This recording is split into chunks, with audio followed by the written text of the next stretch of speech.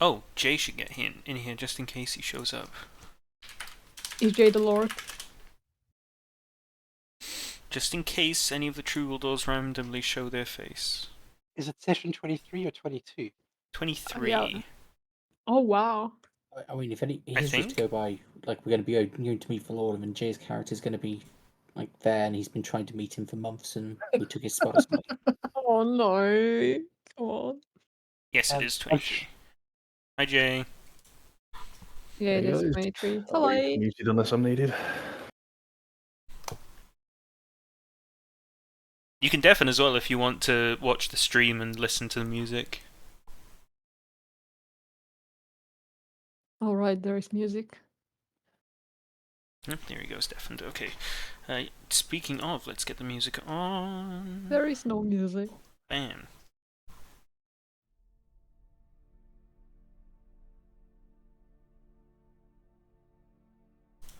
You guys can hear it, right? It's slow. It's there. Yeah, I can hear it now. Okay, good. Yeah.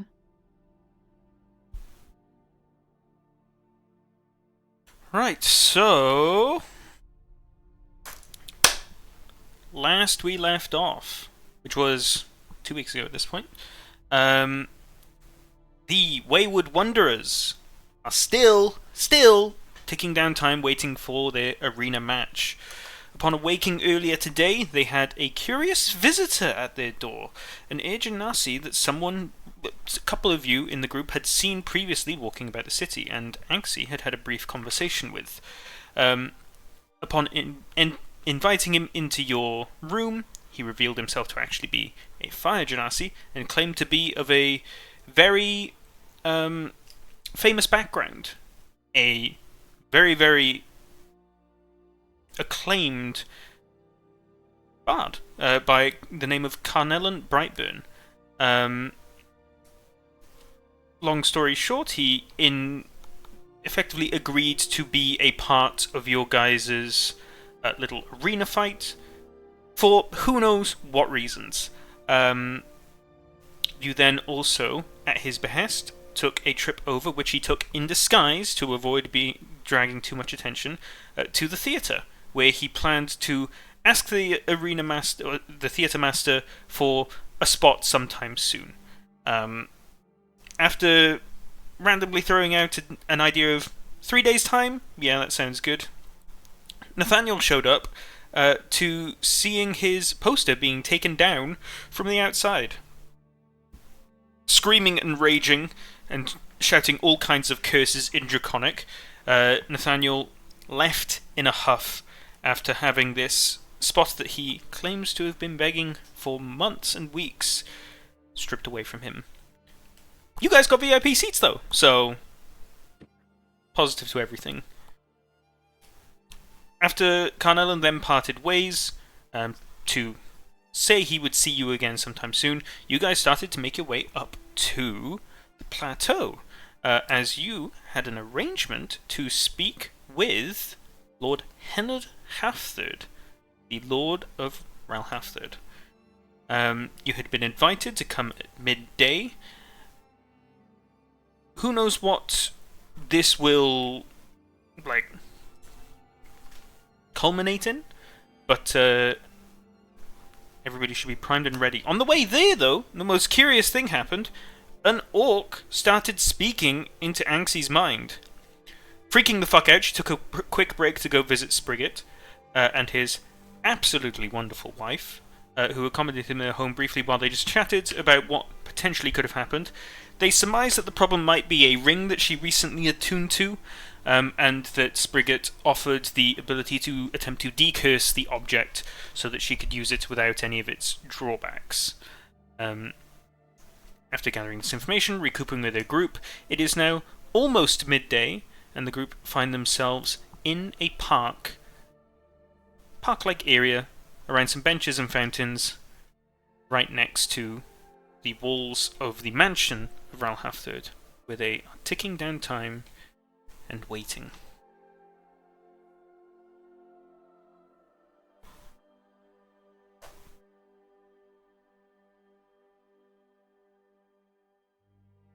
So who's doing what?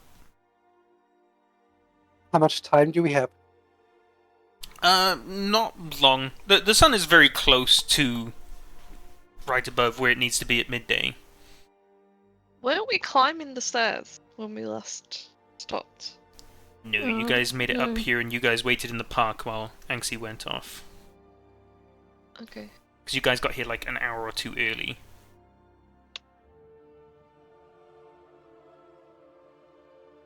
And Anxie's back? She has made her way back. I'll probably put the ring back on just in case to be safe. If they have any means of figuring out I'm an actual changeling. Okay. I don't believe you told your group yet about what you had spoken with Sprigget about. I thought I did, but I can. Okay, so should we play it off as if I've just came back? Yeah, that's a good place to start from. Hello guys. Yeah. Turns out I might not be going insane. However, we have another problem. This ring I bought, it seems to be containing a creature. And that's why some orc started speaking to me. It's kind of rude to refer to Bork as a creature. Well, I I haven't seen expected him. Bork to say that, to be honest. Oh man. I spoke with Sprigget. He said that he can get rid of it, remove the curse if it's actually cursed. But I feel like we should give Bork a chance to explain himself, or maybe we can try to figure out what exactly he is, and if he's like a soul trapped inside of this ring, we might help him. What do you think? There's definitely a story behind it. I can't imagine somebody would trap an orc inside a ring without a reason. Right. Yeah, we should probably try to figure out why he's trapped in the ring, and then see what we can do about it, and see if we can help him. Could you ask Bork? Did he piss off any powerful wizards recently? I mean, I haven't spoken with him again yet, ever since I was at Sprigget's, but I will later. I'd like to enjoy some peace and quiet until then. Well, if he's not talking to you, he's probably sleeping, so... let him be. Exactly. I'd like to let him be. How does one get trapped inside of her?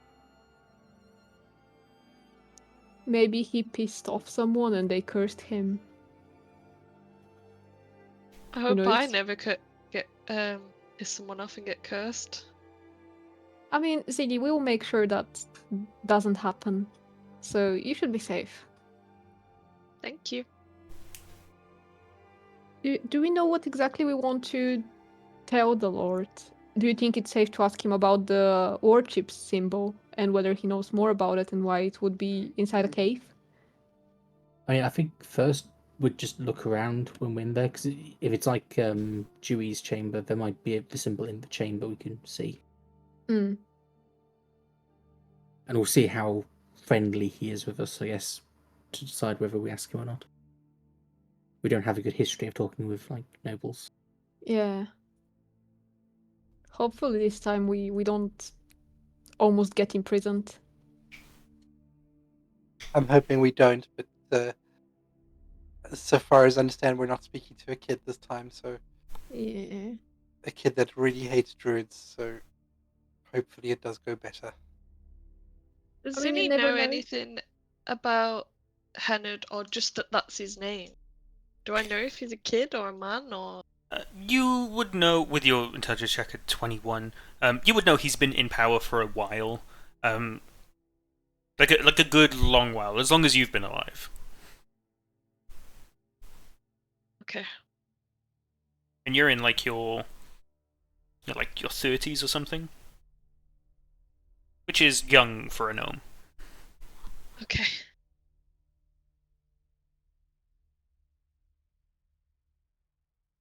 You do know he's a dwarf, though. What's wrong with being a dwarf? Nothing. You just know that he is. Oh, so he's Welsh. Okay.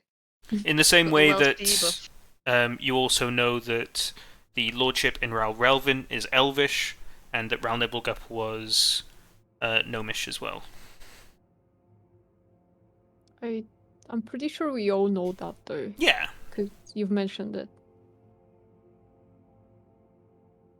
Also, you might have told us the name because I remember it slightly. Okay, misremember it all.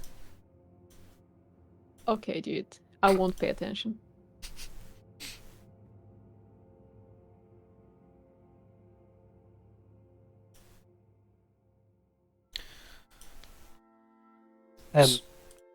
I do think we should ask him if we notice that he has the same symbol in his chamber. Then I do think we should ask him about it. He might not know about the symbol that's in the tunnels. I mean, Maybe we should keep that part to ourselves and just say that we've noticed it around the island and curious about the Yeah. history of it. How long does detect thoughts last for, Minxie? well, it's not long. But also, he might notice me casting it on him. Well, I'm more thinking like, can't you cast it before you go in to meet him? Nah, I Maybe. gotta do it on someone. I can't Okay. do it and then just read everyone's mind. I think we should sort of read the room and see how he is with us, Yeah. and then if we feel it's right, we can share with him that we did find the symbol in a tunnel in the forest. It Oh. might be news to him, and he might open up more. Because he might not want to share anything with us if we just ask him about it. Yeah, exactly. Also, Ale, you're actually correct. I can just cast it on myself and then I'll be able to read certain creatures' minds around me for a minute. Yeah, just thinking it might be worth just, if you can have that up, it might give us an indication if he's lying or not. Yeah.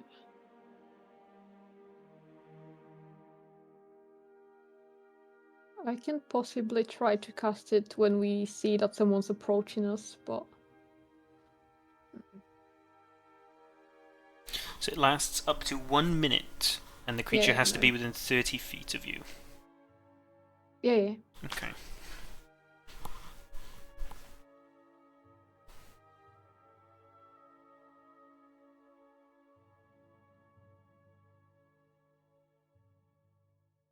So what are you guys doing? Shall we start making our way towards the entrance?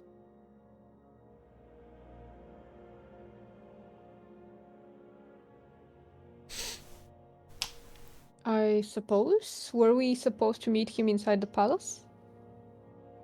Yeah.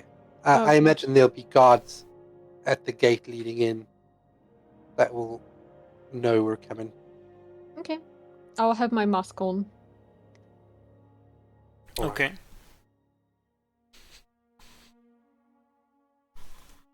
So, you will all start making your way over to where you presume the front gate is, based on the map you've been given, to the mansion of Ralhalftherd.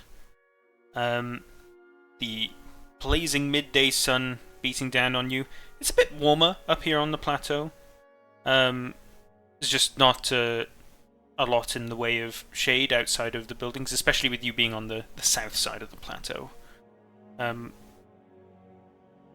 Generally speaking, it's just a really lovely place up here. Looking around, all the path is immaculately clean, and the stonework, like, nice. Even though it's like cobblestone, none of it juts out of the ground so much that it may make you trip. All the greenery that you were around in the park is all immaculately trimmed and well kept. And the big wall in the middle, about 20 feet high, spreads all the way around the mansion in the middle. You guys making your way around to the left-hand side of the plateau, the western side, you see a troop of guards outside what is a giant sort of like hole in the wall where a massive gate is.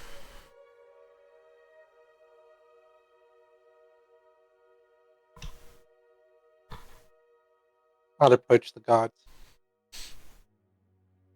Hello. Hello there. You Um, you're the ones to see Lord Hathard, right? yeah, that's us. That's us. Okay. You said some kind of name, but I didn't catch what it was, so I'm sorry about that. But as long as you're the right ones, let's take you and your troop through. Thank you. And the guards part ways, leaving a path for you guys to walk through, and two, including the one you started talking to, start to walk ahead and walk just ahead of you. Are all of you following in?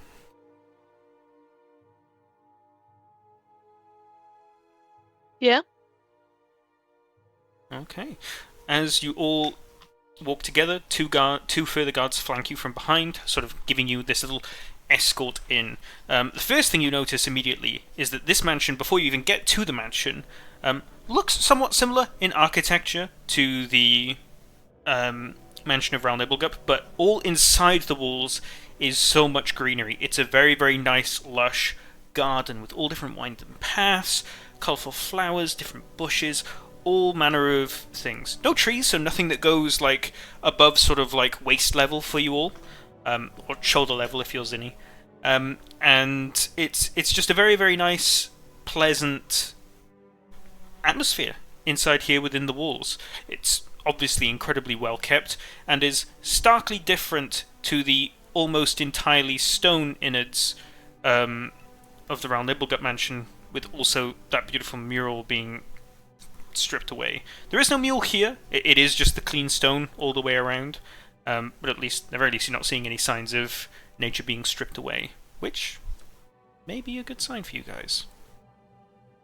As you come to the two great wooden doors at the front of the mansion, two guards who are posted up at the front of it give a little nod to the guards that are guiding your troop in, and open the door with some great effort. And it's a big, big door. Both doors open just wide enough for you to get through, and you're immediately greeted with a big sort of wide hallway. All manner of deeply coloured, deep brown woods panel the floors and the ceilings and the walls.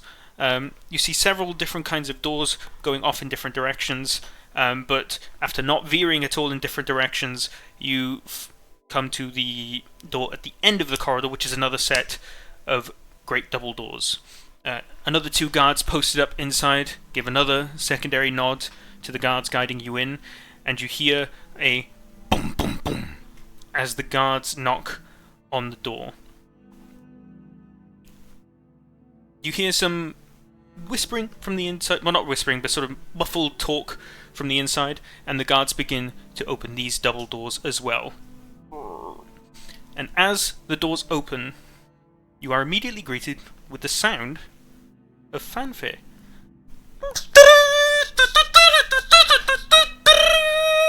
We cannot hear that. Ah, it peaked out, fuck, whatever. Oh man. The stream heard it at least. Let me turn off Crisp. Forgot to do that. Okay, with that, as the doors immediately open, upon immediately looking inside, you see all manner of banners and giant wreaths of bushels, flowers, all different beautiful kinds. You see 2 rows of dancers, either side of you, leading up towards a throne. The dancers, they're all human, elven, some tall humanoid, but they're all wearing some sort of like skin-coloured, almost like lycra suits, and are wearing little like a headband that has like little pig ears on top of it and a pig snout covering their nose, and they're doing some sort of like ballet-esque dance where they're gracefully sort of like all in synchronicity, giving this beautiful sort of like flowing dance. You see all manner of tables behind them, stacked and stacked with food, and after all these sort of banners of greenery and flower plants and stuff, you see right at the front a throne with an old dwarf sat on it. You also immediately notice that this mansion is the exact same mansion layout as Dewey's. Oops, these guards aren't meant to be there. Complete with a big stone-looking door behind the throne, sporting an all too familiar symbol. Hennard himself seems to be sat on his throne, greying hair, all sorts of immaculately braided and kept very nice and proper.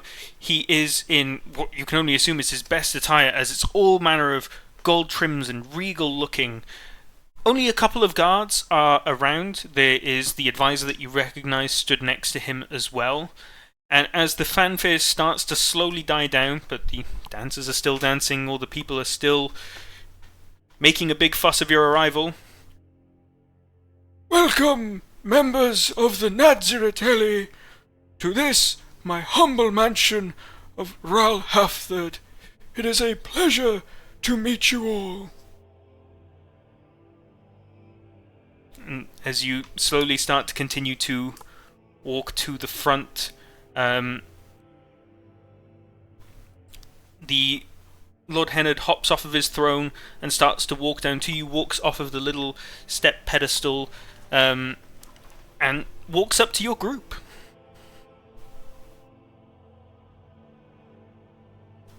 Where's his Welsh accent? Shut the fuck up. You said all dwarves are Welsh?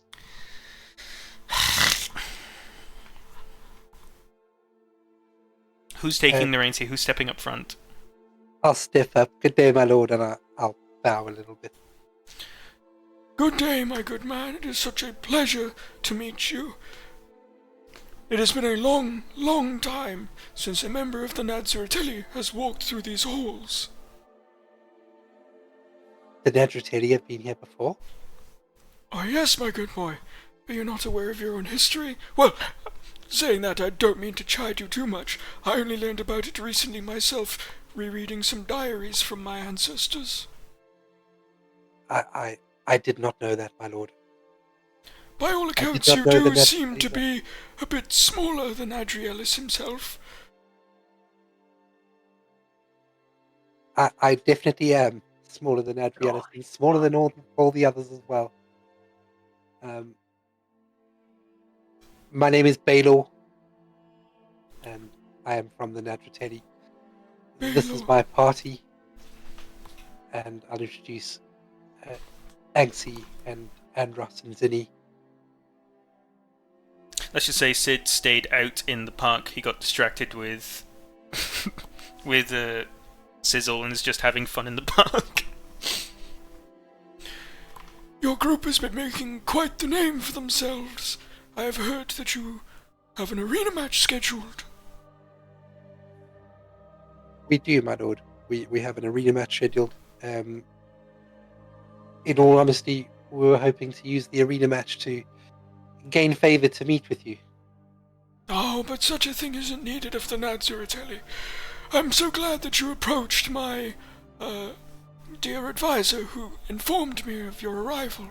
I have tried to, arrange the decor and the fanfare as close to approximation as was the last time that Adriellis visited. Thank you, my lord. Your welcome is very much appreciated. Well, I suppose the first question is, to what do I owe the pleasure? My lord, we come seeking your help or guidance on a matter which is quite dire to the Nadziratelli and potentially quite dire to the rest of the inhabitants of the island as well. Oh, well, all the celebrations might seem a bit out of place. Come, let us enjoy some food first, before we talk about such serious matters, assuming it is not of the utmost highest importance that we must talk about it immediately. Thank you, my lord. I think some food will be very welcome between myself and my group. Well, come, please seat yourselves. And he gestures towards the grand tables filled with food that you see all around you. His advisor walks up and sort of sits next to him and even fills up a plate of food himself. All of you are just here. Everyone comes in and is catering to you. People are just handing you plates, offering all kinds of drinks, and you guys can pretty much get a combination of whatever kind of food you want from what's available. It's really a lot. You look around as well. Considering you were only informed him of your visits, like, literally, basically, was it yesterday or the day before?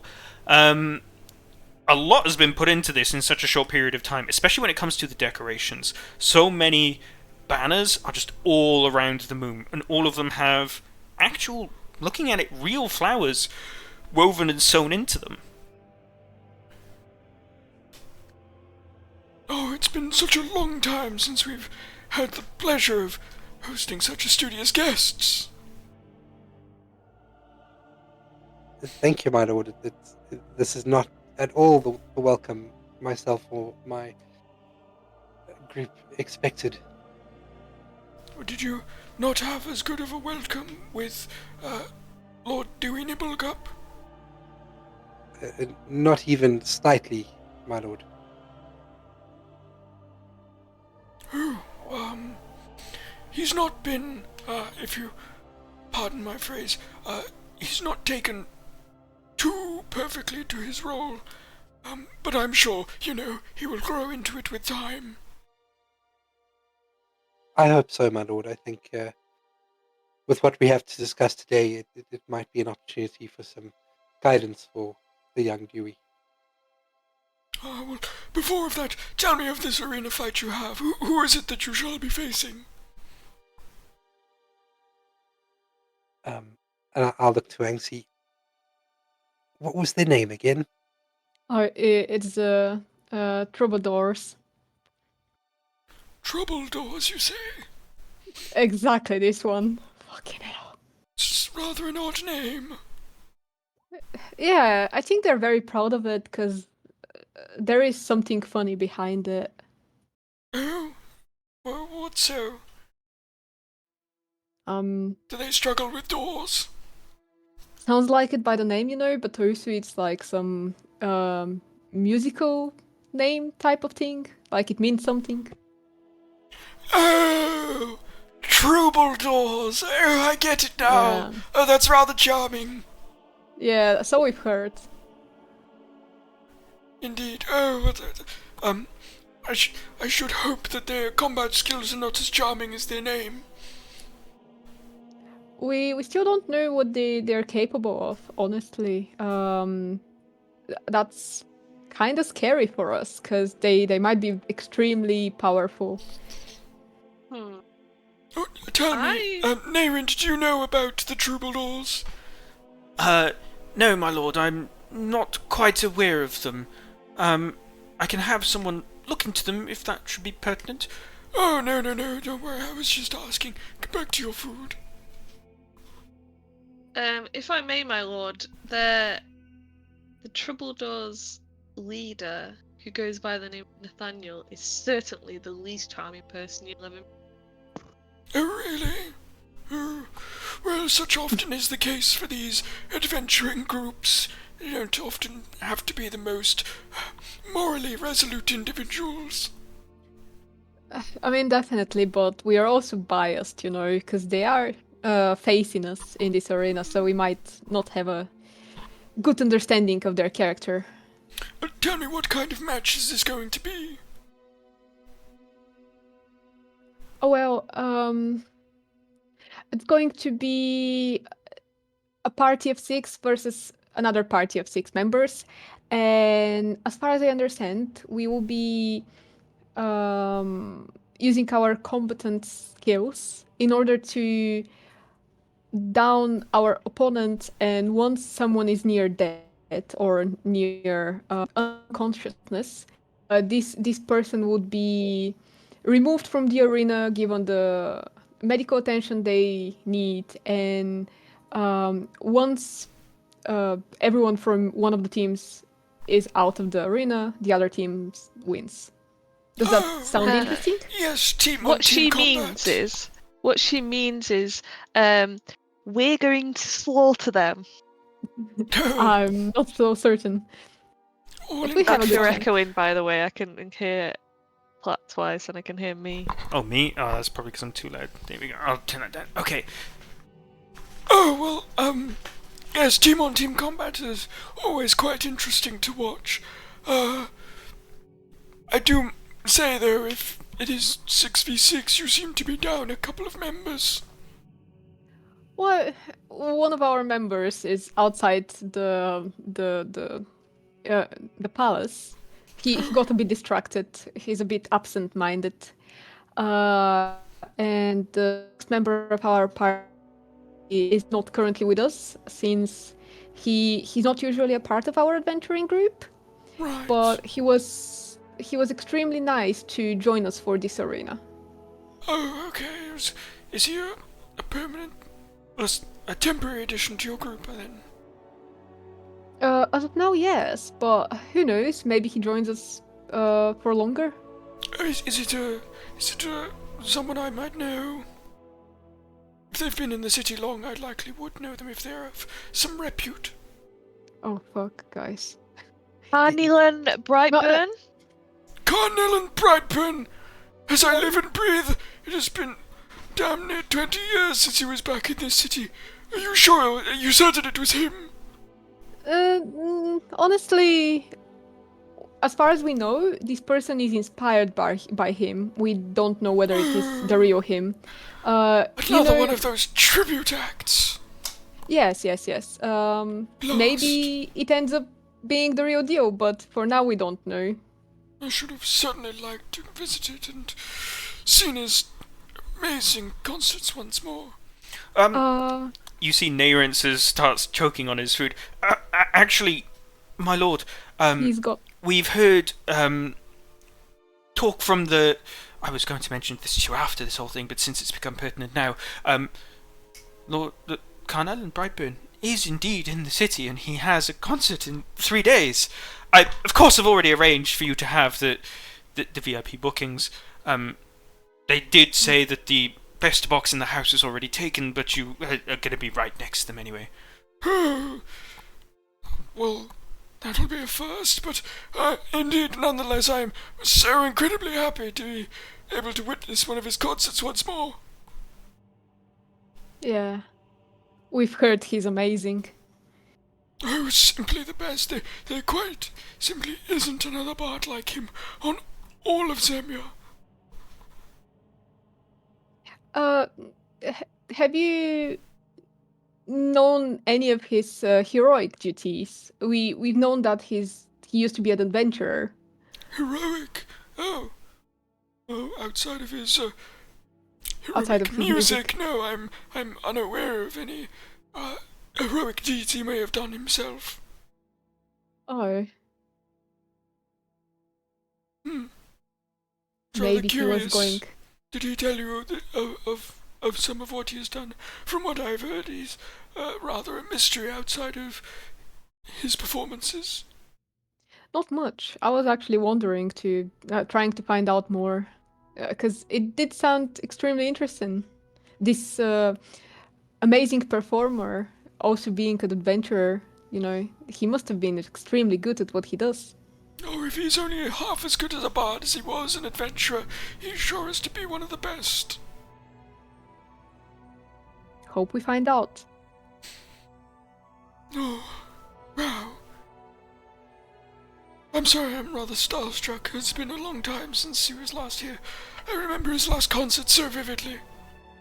I do hope I do hear a number or two from last time.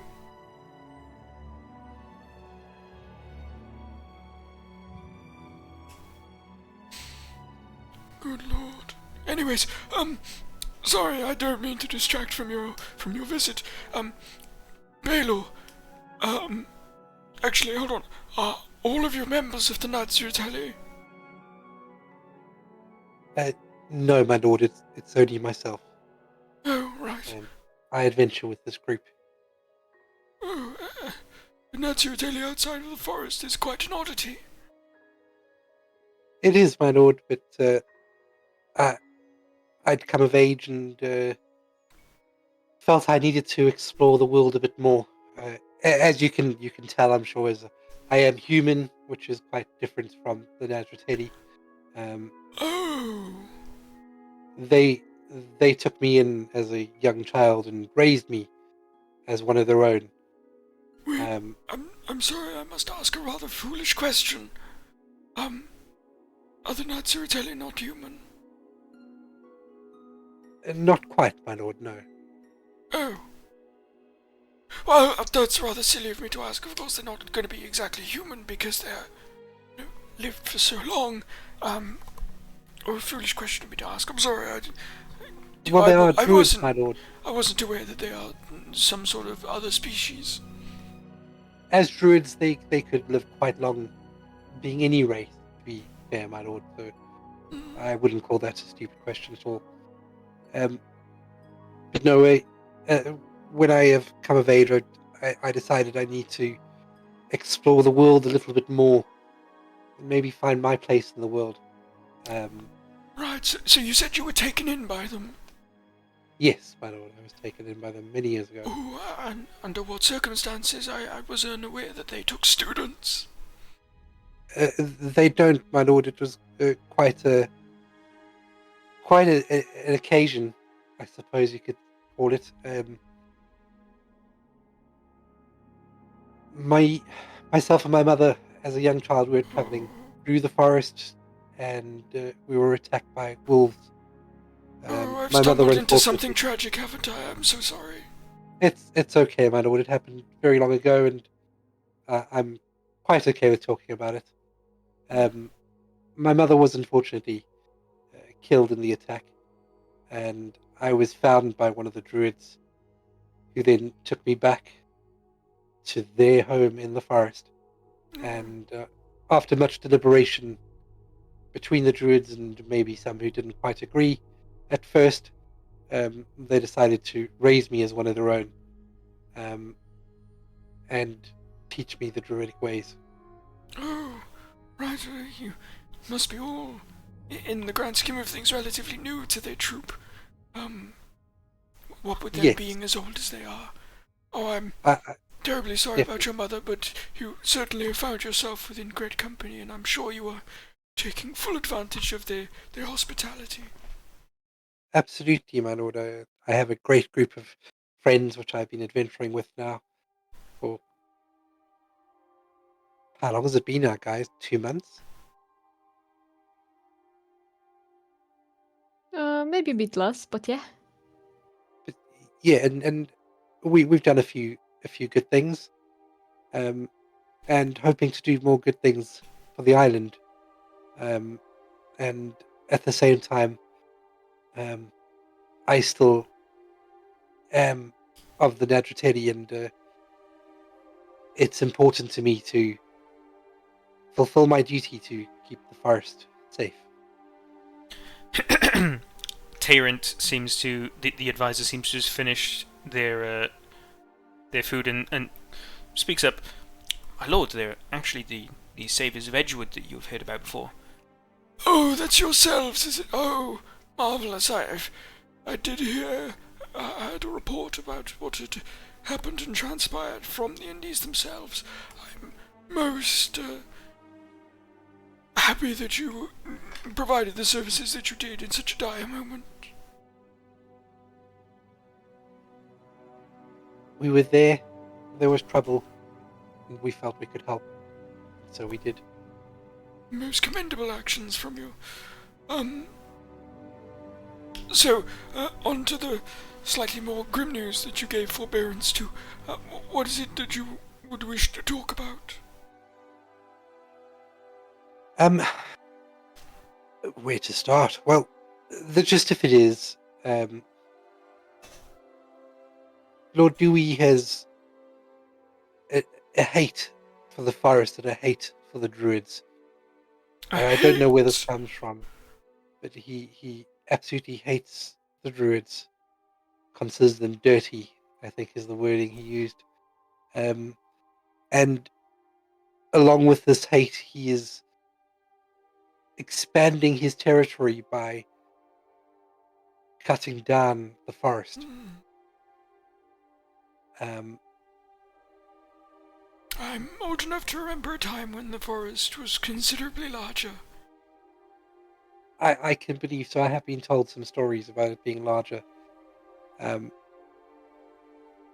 It's definitely not as large as what it was a couple of years ago, as Dewey is expanding his territory into the forest. He's cutting down trees, claiming that the land belongs to him.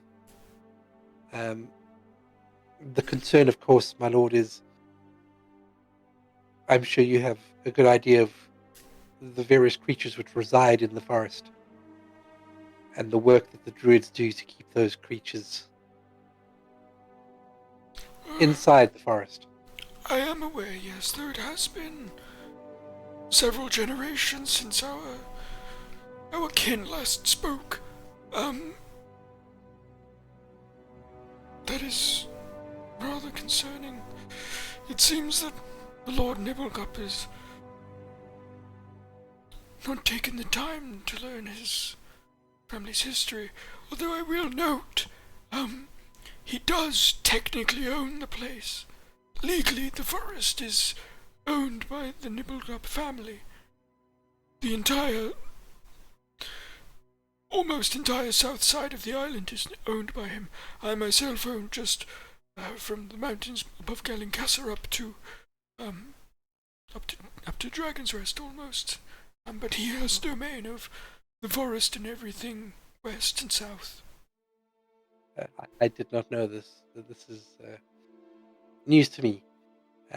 Legally speaking, the land is his, though historically, as I've understood Tyrion, our ancestors have had agreeable decision making and come to arrangements of how the druids will operate independently. But it seems that Lord Nibblegup is not interested in maintaining tradition. It would seem that way, my lord. The big concern, of course, is if the deforestation continues and the forest shrinks, there are creatures in the forest that are going to be looking for homes elsewhere, which will bring a lot of chaos. We had heard reports from Nibblegup of a terrifying beast that attacked and killed a couple of guard members. I'm assuming this is because of the ongoing deforestation. I would assume so, my lord. There was also some complications around that. A captain in Lord Dewey's guard blamed the druids directly for the attack, which has bred further hate for the druids. With our help, though, that was uncovered to be a fabrication. A fabrication? A false flag operation? Yes. Indeed, my lord. Concerning Twicefold. Ooh.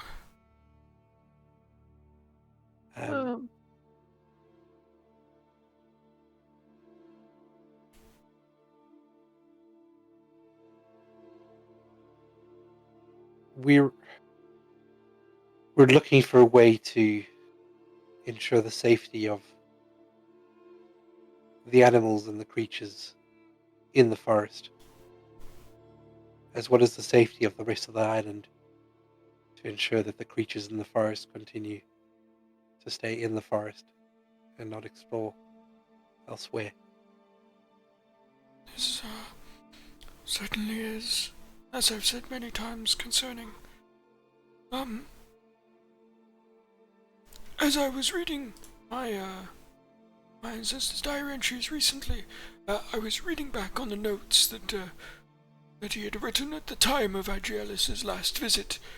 He ended the section by writing that we must maintain good relations with the Naziratelli, for their responsibility is just as important as ours, and I take great pride in maintaining those words.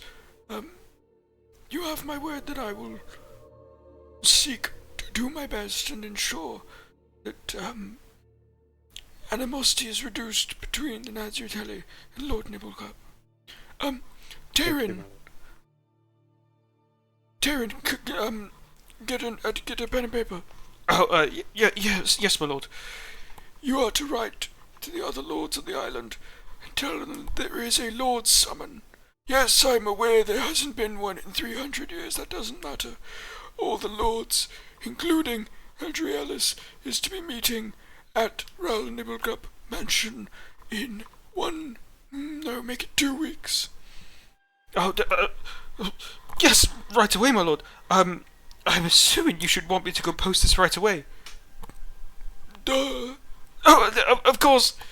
And he immediately jumps out of his chair and runs away.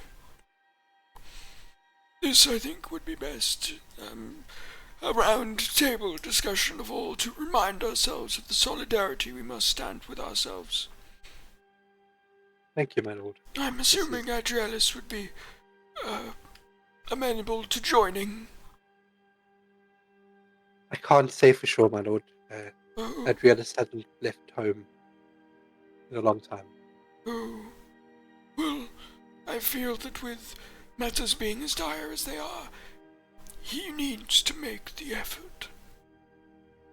With matters being this dire, my lord, I am confident that he will make the effort. Indeed. Well, given that I can't exactly write him a letter, I will leave this messaging down to yourself. 2 weeks from now, all the lords shall be gathering within Nibblecup Mansion. I will make sure to get word to Adriellis. Okay, good. Oh. Well, on with much lighter topics. Is the, decor and everything to your liking? It's absolutely beautiful, my lord. Reading through my ancestors' notes, I tried to make it as accurate as the last meeting was. Adriellis, quite the jokester. It was written that last time Adriellis was here, he gifted my ancestor with what was described as a squadron of dancing piglets. So, hence the dancers. That's quite interesting. A squadron of dancing piglets. Yes, they were given as a gift to my ancestor. Obviously, they haven't lasted all this long. These are, of course, supplement dancers, I guess you should say. And it was also noted, oh, Tyrion's gone. You were there, behind the throne, you know what it is, grab it. During the last visit as well, my ancestor gifted Adriellis with, And you watch as the guard brings forth a very, very small flower pot. And inside of it is a miniature tree with golden leaves. It took a while. This actually is the main reason that our meeting was not yesterday. I needed to procure this to make sure that, we were meeting all the standards that our ancestors had set before us, and now I shall pass this gift to yourself. Wow, this is beautiful, my lord. I feel bad because I don't have any. I haven't brought any gift for yourself. I wasn't expecting to. You need not worry. meet it. Your presence is merely a gift enough as it is. As I said, it has been all too long since the Naziratelli at last visited, and I am glad to see that bonds of kinship still run strong between our kin. Ayla, can you roll me a perception check, please? Actually, sorry, investigation.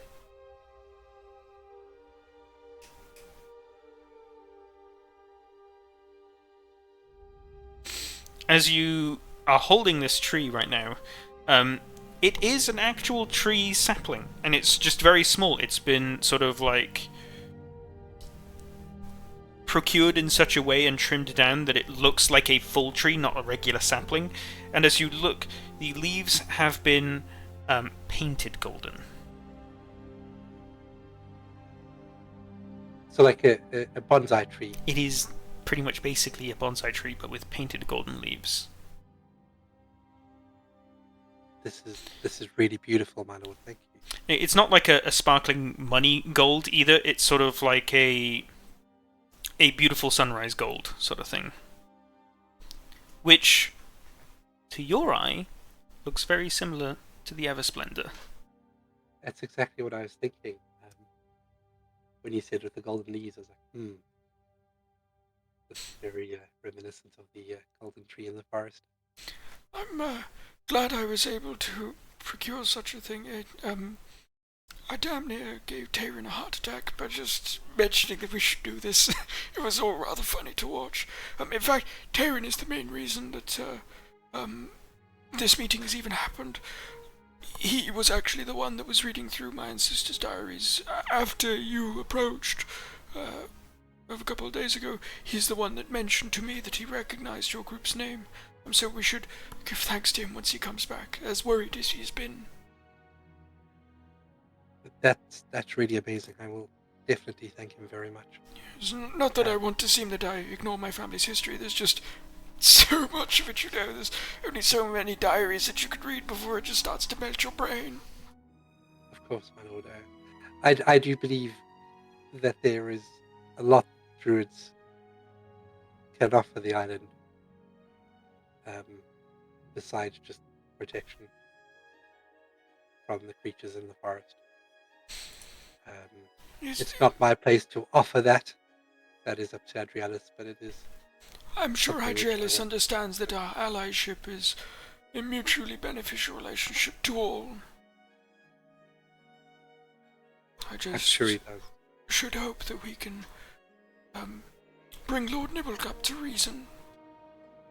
I do very much hope so. While they're discussing, I just kind of nudge Baylor and like look towards the door, the big door with the symbol on the back. Is everybody enjoying the food? Yes, it's been lovely. Oh, good. It's wonderful. Can I come back tomorrow? Anytime, my dear. In fact, you will be welcomed back, and we shall have a feast once more after your arena win, which I am considering coming to watch myself. Oh, please do. Yeah, it's been a while since I've had some good light entertainment, so I should endeavour to join you. That would be wonderful. We'd be honored.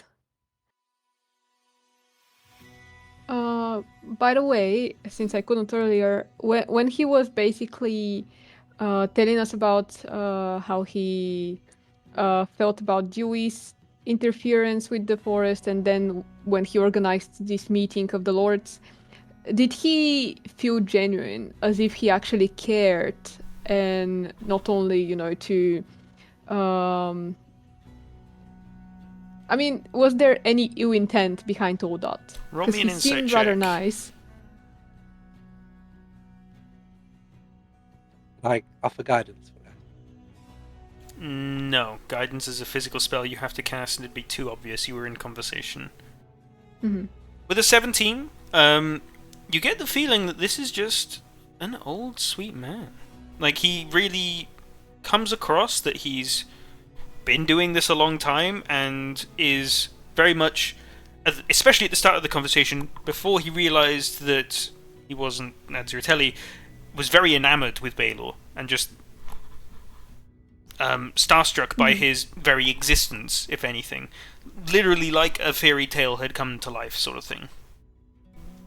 Right. I'm really confused that he's an old sweet man, because the way that his city is run would make you think that this is Lord Dewey's city, you know? There's a huge divide between the rich and the poor, and getting up into the uppers is like Yeah. really task, and then getting an appointment with him is a real task. Like, you'd think he'd have a massive ego. I mean, it's kind of. But also, it's rather curious because he's been telling us how he's been reading the diaries of his ancestors and so on, and then in the end he was like, well, actually, Theron was the one that was reading it and the one that recognized the name of the Druid tribe and so on and so on. So he might be the face of it all, but He's been someone else reading it might be doing the job. since Tyrion mentioned it to him and seeing you guys. So like, Tyrion basically came back and said, "The fucking Nads Telly are here," and he was like, "Who?" And then Right. he was like, "Go read the diary." Okay. But yeah, that's definitely something we should maybe ask him about Tony, because it is kind of weird. I don't really know, because I've been thinking about it, and I've been thinking about asking about it in Zinni fashion, and I don't really know how to say it without sounding Yeah. offensive, like being like, why does your city have a divide, and why is it so hard to get here? I think I one mean- thing we should ask as well is if we can have access to his library as well. That would be There's no- amazing, but if we ask the first thing, we won't have any access. That's the thing. So, I think it might be worth asking about like the door and the library like sooner rather than later. yeah. Mm. And Zinni's question should be definitely asked, but maybe later on when we come back. Because I feel like if we ask him now, he might close off. Tyrion comes back, spluttering in with a bit of a sweat. My lord, your stamp. Oh God, just blood! I told you to just do it for me. And he stamps down the things like, "My lord, I told you I can't do it for you." And he starts to wrap up the letter. Oh wait, no, other letters for the other lords. There we go. Right, off they go. Yes, thank you. I shall get these out by. Darren, just come sit down for a second. Myself and the Wayward Wanderers would like to thank you for being so up to date on Half-Third history so that we could make such an arrangement possible. No, my lord. It's part of our job. I'm just happy to have recalled such a unique name. I'd be stupid not to forget it, honestly. No, Darren, you do yourself a disservice. You've been a good left-hand man for a good many years, and you've really grown into the role, my old chap. And he pats him on the shoulder, gives him sort of like the "I'm proud of you, son" sort of vibe. Honestly, Taron, that's something you actually deserve right now, because of you, we are here speaking to the Lord and actually being able to do something about the issues out there. You've done great. Oh, You really have, and I'm very, very appreciative oh, of what you've done. well, thank you. I'm not used to being in the spotlight. Sorry. Yeah, thanks. I've still got a job to do, and he just shakes the papers in his hands. He's like, I'll come and rejoin you after I've sent these off. He is blushing wildly. By the way, my lord, I'm sorry to ask abruptly, but we've heard that there is a library in here, and I was wondering whether we can access it. I've been doing a research about the island and what exactly has been happening, and I'd love to learn more if that's possible inside your library. Curious of the island's history. Of course, we can definitely make accommodations. I'm sure. I don't think we'd be able to just give you free access, but we can course. make sure that Tyrion skims through the allowable and disallowable parts of the library should you want to come back and peruse. Of course, yes, we can ensure that you get access. I'm genuinely just happy and humbled to even be sat here with a real member of the Nazi Telly. We are all lucky. Vader will blush and just bow his head. Oh, by the way, this sign behind you, my lord, the lordship sigil or symbol. Can you tell us a bit more about it? Is it only seen behind the thrones of the lords? Oh, that one. I don't actually know what it is. I do know it's every one of the Lord's Mansion has a room like this with the pedestal and the throne and that big sort of like design up on the wall. No idea what it means, sorry. That's all right. It's been there as long as I remember and as long as anyone else remembers. Oh, it almost looks like a door. Has anyone tried opening it? Door? No, it's just some etchings into the stone wall. It's probably built like that. Oh, so it's not a door? No, it's not a door at all. I mean, it's a solid stone wall. You're welcome to go and push on it if you like. Yeah, No need. Can I do like an insight check on him? See if he's telling the truth? Yeah, go for it.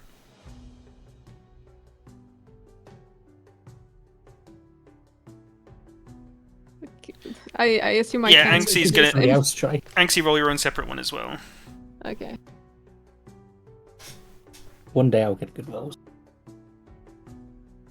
Okay, that's That's better. decent. As you watch him sort of tell you that no, it's just a door. Sorry, no, it's just a wall. He seems genuine, sort of taken off guard by the question, because like it's. What do you mean? It is literally just a wall.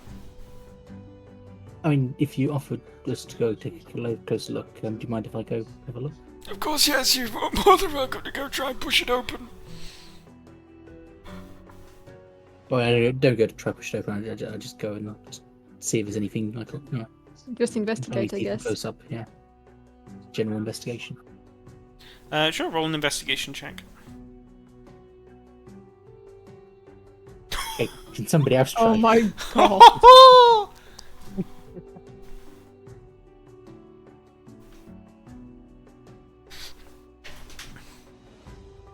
Imagine Zinni going there to try and basically pushing the wall and breaking it with her powerful gnomish hands. Do you want me to do it? You can I mean, try if if you you want want. to. Yeah, So it's no, just a I just say funny yeah, picture. it just looks like a funny picture to me. Zinni, do you want to come over and have a look? I've just rolled. Anxie, would you want to look as well? I mean, I wasn't gonna, but sure, I'm gonna go and look around. I mean, yeah, just since you're like seem to be one of the most curious, so like actively sort of Oh, seeking out wow. this sort of historical knowledge and stuff. We all kind of suck, guys. All of you go up to this wall. Now, this door is Door? basically this engravings on the wall. Jesus, because I was going to say looks exactly the same as the door that you saw in the dungeon. Exact same sort of like metrics. It's the same as far as you can like sort of see and approximate once you're close to it. About the exact same size. The symbol is about the same height up in the air. It's So it's the same size. I thought the one in the dungeon was massive. this one is massive as well. Okay. Like on this, you can 1, 2, 3, 4, 5. It's like 25 feet across for the double doors. What? Since the split down the middle. Double Fuck me. doors? I'm getting so sidetracked because I'm like trying to show and give comparison to what you know to be a door in the dungeon. Do you want to give a push on it to see if this gives way at all? I mean, I'll try just to be funny when I get a roll 1 and I fail. Well, roll It will be a strength 0 then. with your -1. Ooh. Andros, you give a big, mighty push on this big grey stone wall. You don't feel even the slightest bit of budge or leeway or anything. And even as you are very, very close to it and you start to look at the sliver that runs down the very middle. It's kind of like hard to see because it's just like it's like etchings on a stone wall, but it doesn't look like it parts ways. It looks like it's just solid stone all the way across. My lord, would you be okay if one of us casts detect magic Oh, just to inspect this mural? of course, yes, go ahead. Are you able to do that, Zinni? I'm just wondering if it has the same magic aura as the one in the dungeon. We should probably explain why we're being weird before he rolls us out. Who has detect magic right now? Zinni. Alright, Zinni, you cast and detect magic? Yeah, sorry, I was talking to Guy. Okay. Mark off a first level spell slot, and as you cast detect magic, you see that this big shape on the wall is imbued with with abjuration magic.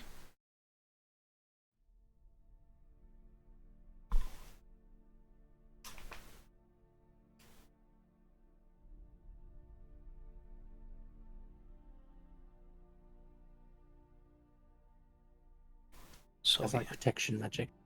abjuration is the protection school of magic. This is the same as in the cave, right? Yeah.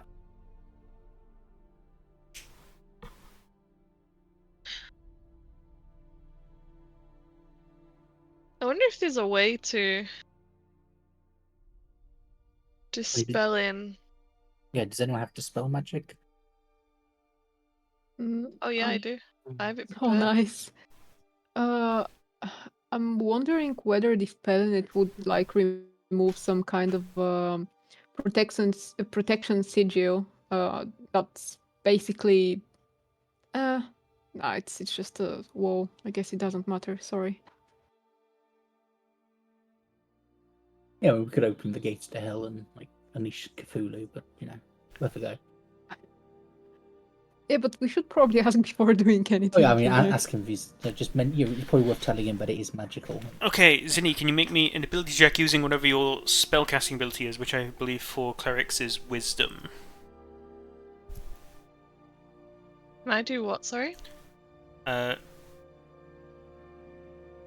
Jay, you want to mediate here? It says make a ability check using your spellcasting ability. So is that going to include proficiency bonus as well? Make an ability check using your spellcasting ability. So is this a spellcasting check or a general wisdom check? It's a It comes to D20. the same That's thing. for wisdom, I think. Yeah, but like, do you Well, add press the proficiency? spell. It says cast at what level? Well, you can only cast it at 3rd level anyway, so... And then okay, I would say it just does the same thing. spellcasting modifier, so whatever is added to hit, and that would include proficiency. Oh, it would, okay, so... Are we actually doing it? I mean, she's going for it. Zinni, We on didn't your say she was doing it, spell did she? page up in the top right, can you click the spellcasting ability button? I mean, let's just go over and see what happens. There's Oh, well. wisdom, so I should roll wisdom. There's any time to get a natural 20, it's now. Will he be like, what the fuck are you doing? Shouldn't we ask him if I can do it first? He's Yeah, giving you the but- okay to use magic. He's probably... Okay. He's actually going to have to roll to see if he can see if you're casting more spells or doing anything else. Is it this one? Yeah. Plus proficiency of +3, so that's a 21 actually. 22. Does As anybody have guidance? Gives any as well. Before we do that. well, she's already gone and done it as soon as she sort of like... It was an impromptu thing, unprepared, so I don't think any of you could jump in and do guidance in time. What is she doing it against it? Is it like against the spell save DC of the thing that casted the magic spell or what? Yes, for each spell of 4th level or higher, make an ability check. Okay, I was asking because I was like, maybe I can use silvery barbs to fuck up if there is like Nah, a that contested won't check, work. but it's not. Yeah. By the way, while that's happening, in order to distract the Lord, I'll try to explain to him what we are doing, as in why we are so curious about this sign, and basically tell him that we've seen it in a cave. So you're gonna like sidle up next to him and try and get his Exactly. direction looking at you. Okay. Exactly. So while that's going on, Zinni, you touch the wall and you feel a big pulse of power of dispelling magic leave your hand, and you watch as it goes and spreads out among the giant stone wall. You feel that the spell was good and strong as it left your hands, and fizzles into nothingness.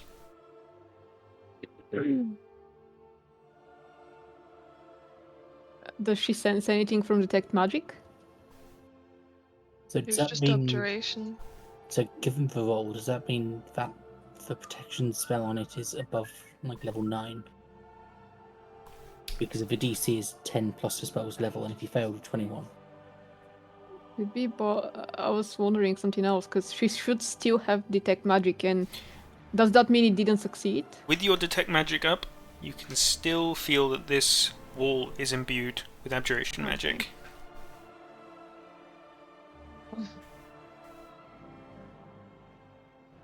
Guys, I tried to remove the magic from the wall, but it didn't seem to work. I don't think my abilities are strong enough. It must be powerful then. Very powerful magic, I think. Dax, Mhm. with the knowledge I have, if I do, let's say, an Arcana check, would I be able to even slightly understand what's going on, as in like what type of spell might be there or anything, or is that not possible? A good Arcana check would only be able to tell you as much as detect magic does. Okay, cool. Thank you. So, you're saying you've seen this symbol before outside of the Lord's mansions? Yes. Oh. And where was it?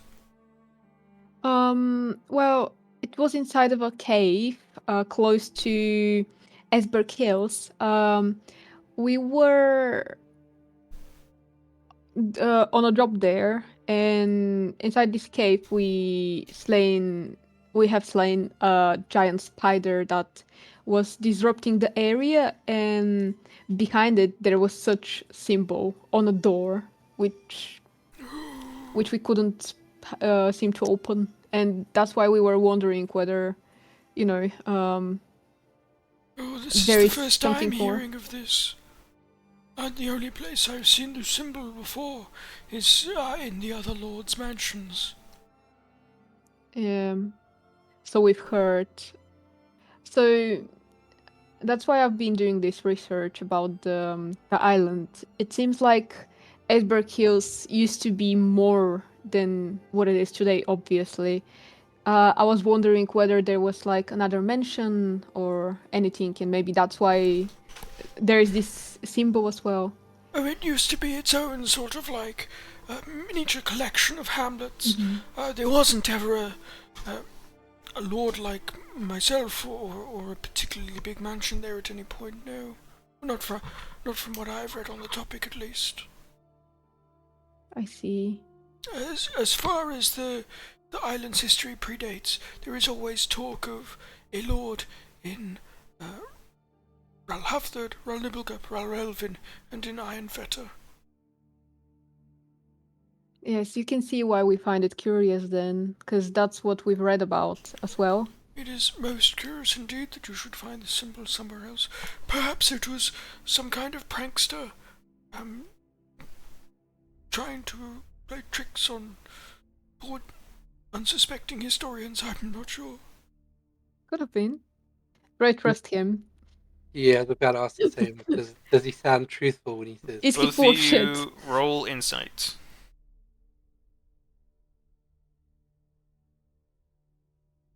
Okay, decent.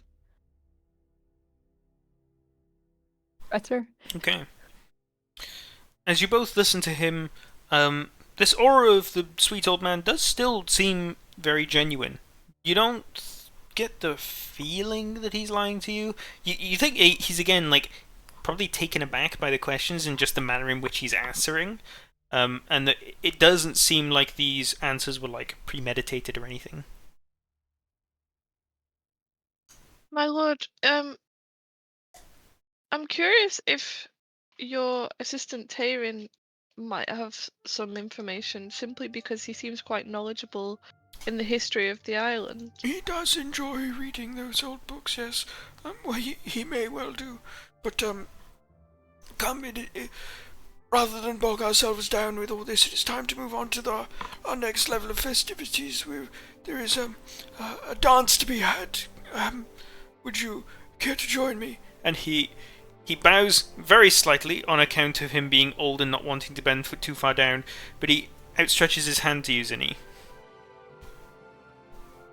I look at my friends nervously. Okay. As you take his hand, music immediately begins from places you wouldn't have you weren't being aware of. Lining the sides of the halls are all different little musicians playing their own little instruments, and a sort of like songs of a hearty jig startup. Not this one, next one. And the Lord invites you to dance. He pulls you in and starts sort of like jigging back and forth, sort of like holding your hand and then just above your hip, and he's sort of like very slowly sort of like doddering back and forth on account of him being rather old, but you two are leading the dance. Come, the rest of you, join and dance. Before I head over, can I do one more check with the door? Sure. So, I'm curious, so in the cave where we spotted the door originally, the door matched up with like the design of the rest of the building, like, with the wave patterns and such. Yep. Am I able to tell how old the door, or the symbol here is relative to, like, the Lord's Mansion? Was the Lord's Mansion built and then the symbol was put there, or was the Lord's Mansion built around the symbol? Fuck me. That'll be give me a history roll.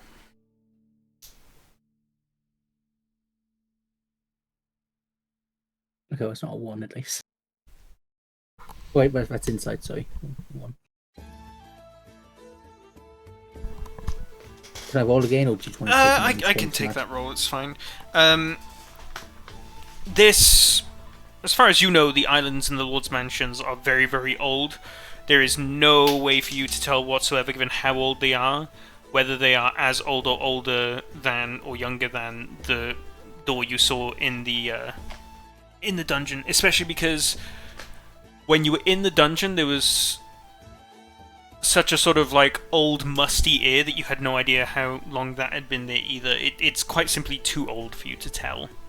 Okay, well, I'm presuming when I look around, there's no wave patterns or anything like that. Yeah, there is no wave patterns anywhere here on the inside.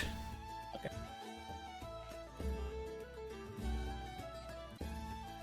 Yeah, that's it for me. I'll head over. Baylor, Anxi, Andros, are you joining with Dance? I'm looking around for Teron. Tyrion does eventually stumble back into the room. I go towards him and relay the information that we've been provided about the library. Tyrion and Anxi, can't stop talking, come and dance. And Tyrion just like, I like to talk about, but let's just go dance. And he just grabs your hand and tries to like jog into the center of the room. And I will continue talking about it while dancing.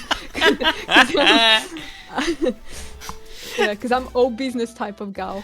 Sir Teron, would it be possible for us to come by the library maybe in a few days? Yeah, I mean, we can definitely arrange that. I'll need to check through the library first to make sure there's not any sort of stuff. Yes, please do so.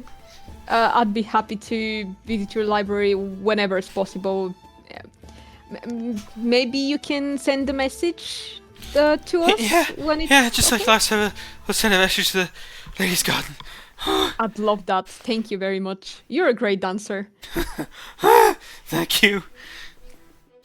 I just look for the darkest corner I could find.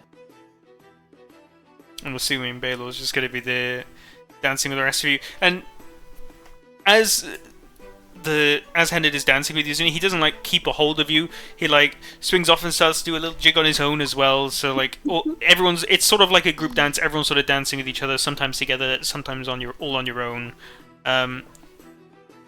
The the lycra suited pigs come back in and start dancing as well, with a considerably different, a lot more jolly sort of like dance, and they start dancing with all of you as well, as song after song after song starts playing, and all of you start to get profusely sweaty. You see that the Lord, though, is sweating considerably less than the rest of you, probably on account of his considerably smaller movements, but he's driving away just as hard as the rest of you. I'm barely moving, my man. I'm not sweating in here. Baylor, are you dancing? Yeah, Baylor's definitely going to be dancing, but it's going to be a very awkward, I don't know what I'm doing kind of dance. That's alright, that's how everybody looks right now. Yeah. Whilst I'm dancing with him, I basically just ask what he thinks about the scrounge. Oh, Whilst he's throwing me around, I guess. I don't really know.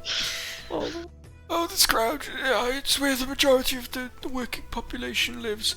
I'm sure they're nice enough people. I don't go down to the lower parts of the city anywhere near as much as I should, but in my age, it's so difficult, you know. Absolutely. Have you not been there recently? Oh no, probably only once or twice in my life. I see.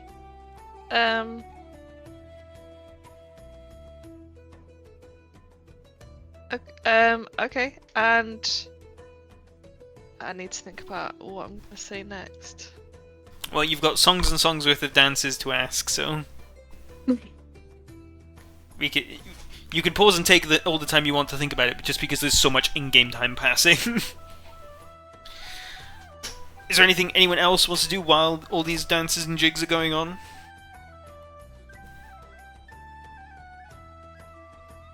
I'm just observing the room we are in, trying to see whether there's something different or something that's not supposed to be in there, like anything curious. Well, there is one curious thing that you do notice. Actually, hold on first. Roll me a perception check. Fuck. My move did not work for it. Perception, right? Yeah. Okay.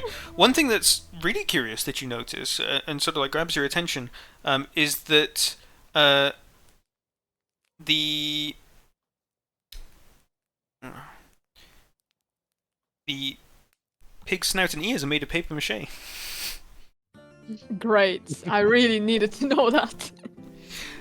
Can I do a... On a slightly more serious note, sorry, you do notice come on. that the when you were in Dewey's mansion, there was two sections either side of the door that had very, very clean stone in a sort of like rectangle. You see here that there is definitely nowhere near as much. Well, there isn't that, basically. Where there was previously, it looked like something big had been moved in Dewey's mansion. It looks like there either never was anything here, or if it was moved so long ago, it starts to look the same color stone as the rest of the floor. There were two sections where? Let me quickly flick back to Dewey's mansion to show you. Oh, yeah. Got it. Okay.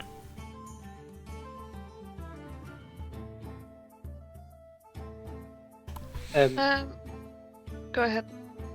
I want to find Tayrin. Tyrion's dancing around. He looks very, very sweaty and very sort of like hot under the collar, but he's dancing around.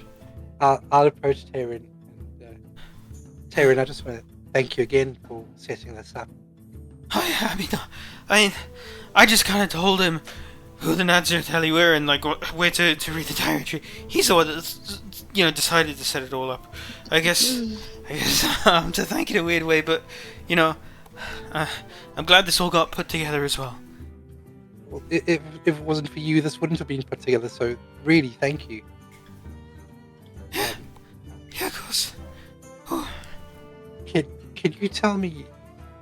I don't know if you'll know, but the last time the Nadritelli were here, what was discussed? Oh, the diary entry doesn't mention too much about what was discussed, but the entry was from a half-third that was only like 5 or 6 generations after the first. So it's very, very old text, and the two seemed very friendly, but that was the last meeting. Well, thank you again. I really appreciate your help. Yeah, no problem. Oh, just thinking, we might want to ask one of them about if they know anything about that statue we found near the inn. The one where it says, like, sacrifice will never be forgotten. What did he do? I mean, you can ask them. I didn't think of it. I'm just speaking out loud because I can't really ask while we're dancing. So I would say with that, after about 6 or 7 songs, the music starts to die down, and Hennard starts huffing a bit. Well, I didn't get to ask him my question. let us go sit back down. I should so dearly need a drink. And I wanted to ask whilst we were dancing, but people were talking. oh, you want to ask while you're dancing? Sure, go ahead. Yes. Music's still going, yeah. My lord, I wanted to ask why it's so difficult to get into the uppers. Huh? Oh, well, that's just on account of the uppers people wanting to be left alone. That's just it, really. It's how the city's always been. There's several different layers and tiers. Don't you think it's a bit classist? I mean, yes, that's literally exactly what it is, yes. Is there something wrong with that? No, I just didn't. My initial thought of. Sorry, I'm saying this all wrong. My initial. I just didn't think that you would mind so much. Mind what? I think I would have. That everyone can be integrated into a community.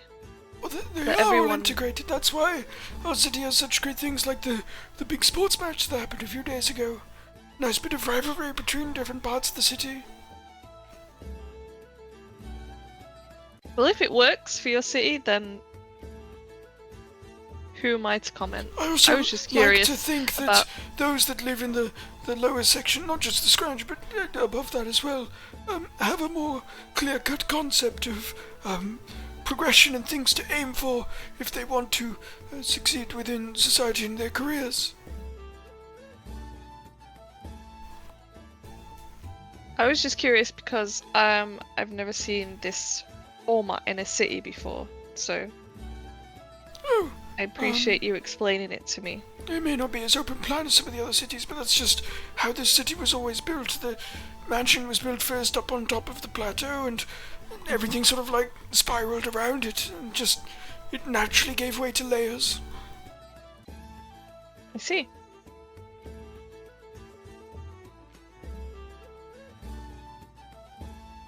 I'm not gonna ask anything else because I'm scared of causing a problem.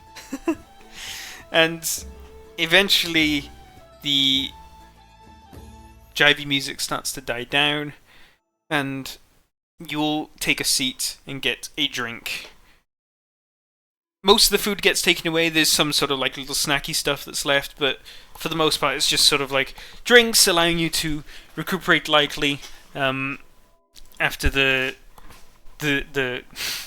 minor amount of festivities that have caused us so much athletic tire from everyone. Oh, it has been quite a while since I've danced like that, you know. but such a monumentous occasion should have it seen justice. I very much appreciate the welcome you've given us, my lord. The diary that I read said that last time they danced for quite literally half a day, but I don't have that kind of energy in me anymore.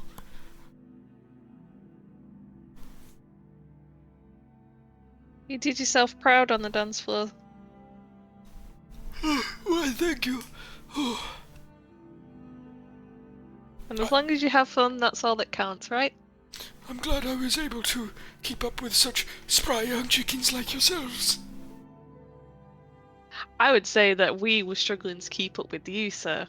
Oh, nonsense, don't. Oh. Well, today was certainly a day that a week ago I would not have thought would ever happen, but I am glad for each and every one of yours attendance. We are glad that you have invited us here, and we appreciate your hospitality. You've been ever so gracious. It's no problem of any sort. I'm, again, just glad to reignite kinship between mine and Baylor's folk. We hope it all works out in the end. I should certainly hope so as well. Tyrion, did you send those letters? Yes, I did, my lord. They're on the way. They'll I'm sure we'll hear word back soon, but I don't think they're going to deny a meeting of the lords at a round table discussion. No, they certainly wouldn't, as is written tradition. And that's why I put it at Dewey's place as well, as he can't say no. Well, I'll just show up one day. A little devious of me, but hey-ho. Very smart, sir.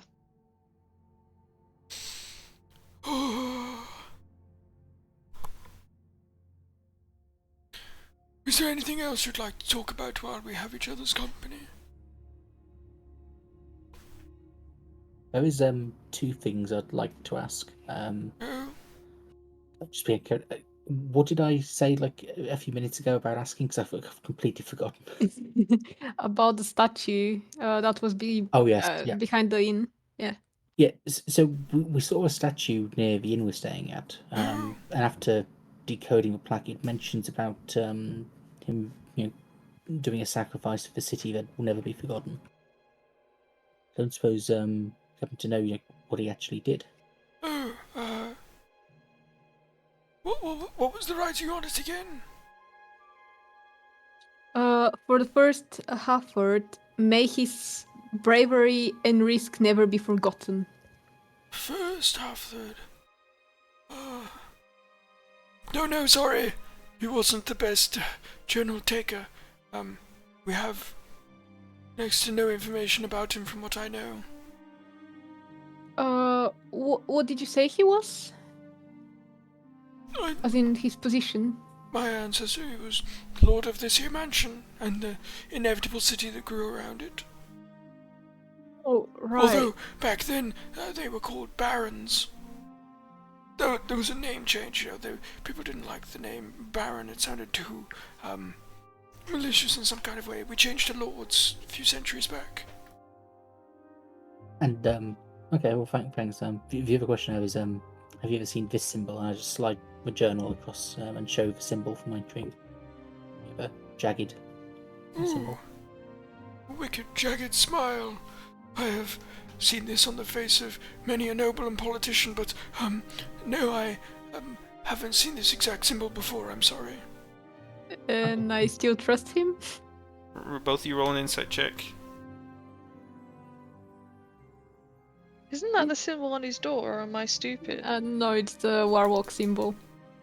Oh. The one that at this Andros saw in point, his I don't- dream. Yeah, at this point I don't know why I keep rolling.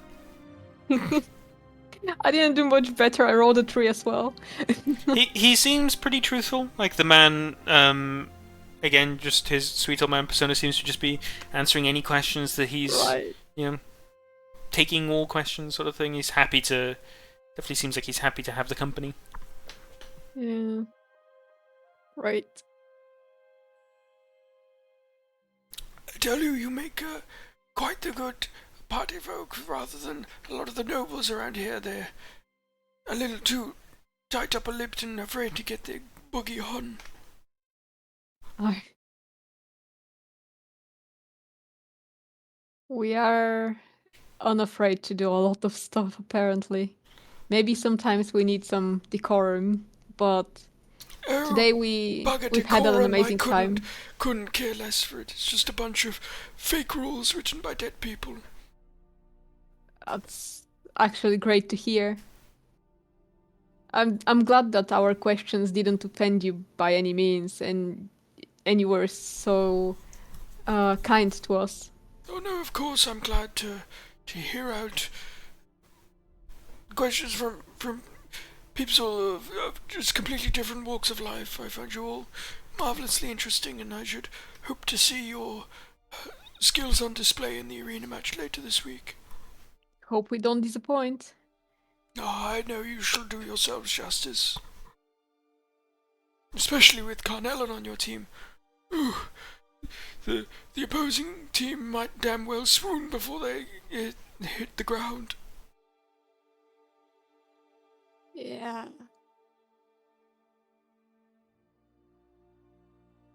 Well, hope we see you. Well, we will definitely see you during the concert in a couple of days. Until then, maybe we might visit your library if that's possible. Yes, I shall have Tyrion arrange that and send a note to the. Yes. What inn was it that you're staying at? Ladies' Garden. The Ladies' Garden.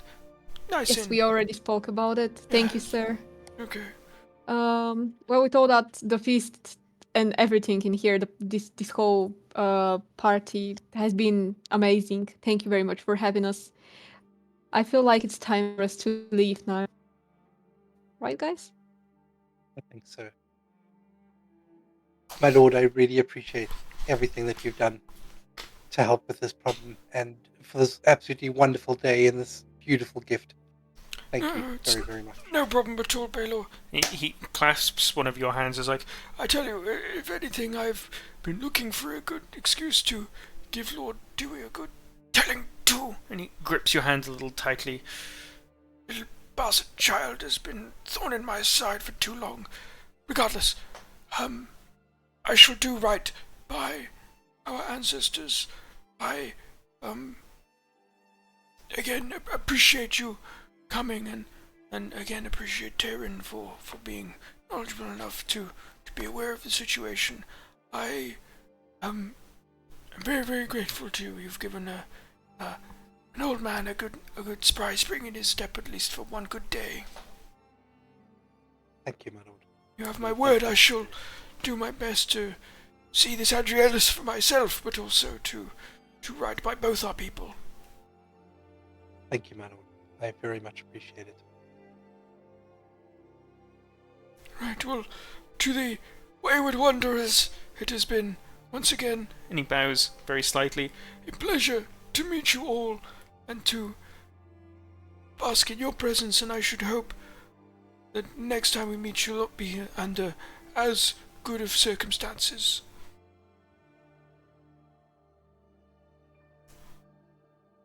Did you guys ask, sorry, about the previous druid's visit? He didn't know much because it was his ancestor that met him. Oh, okay. I'm just Yeah. curious because he's Yeah. really fascinated by them, right? And fascinated Yeah. by us and seems to treat us like royalty. I kind of want to understand that a little bit. I mean, it's because of Baylor, because he's part of that tribe, right? And from everything he's read, it seems like the his ancestor was actually very close or had a pleasant relationship with the druids and their basically leader. And I guess after reading so much about it, he's trying to get a piece of it. Yeah, Or- Anxia, because you had that good insight roll earlier. It's like I said.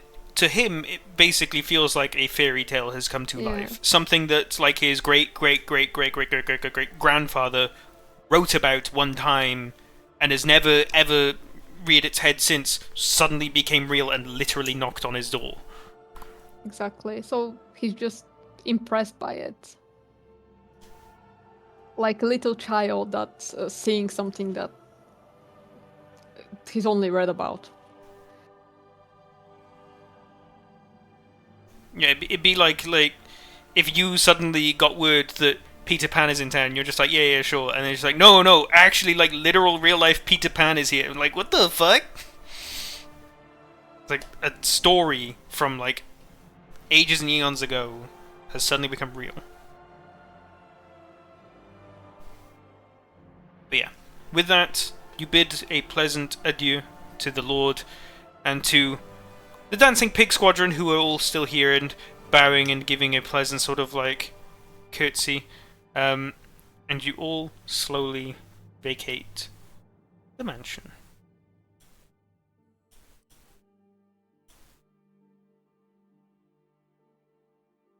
I'm still looking around, to see whether there's anything curious. Roll me one around final us. perception check as you leave.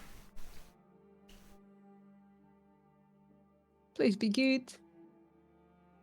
Okay. It's really, really hard to pass everything between all the decor and all the people and the hustle and bustle. With a 20 roll, you do pick up on the fact that everything looks really nice and clean. And that's about it. This whole room is sort of like just an empty throne room, pretty much, and that's more or less it. The big etchings on the wall behind the throne is about the most sort of like distinctual thing that's in the room outside of the throne itself. But that's it. Sorry, there's nothing really of note other than the patches of ground not being clean. I meant for this to be for outside of the throne room, basically while leaving the palace itself. As you're to leaving, see- yeah, I can carry this perception check through that. It's a fine roll. The interior sort of like corridor on your way to the front door looks very, very similar to that of Lord Nimblegup's. It's just wood paneling all around, with doors in like similar spots as well, and then a courtyard with just a path leading to an external wall. It's definitely a very, very similar, and you get the feeling, purposeful design. Okay.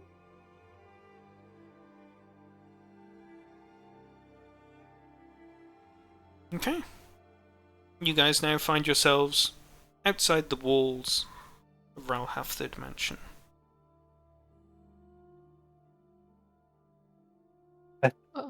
Seemed to go quite well.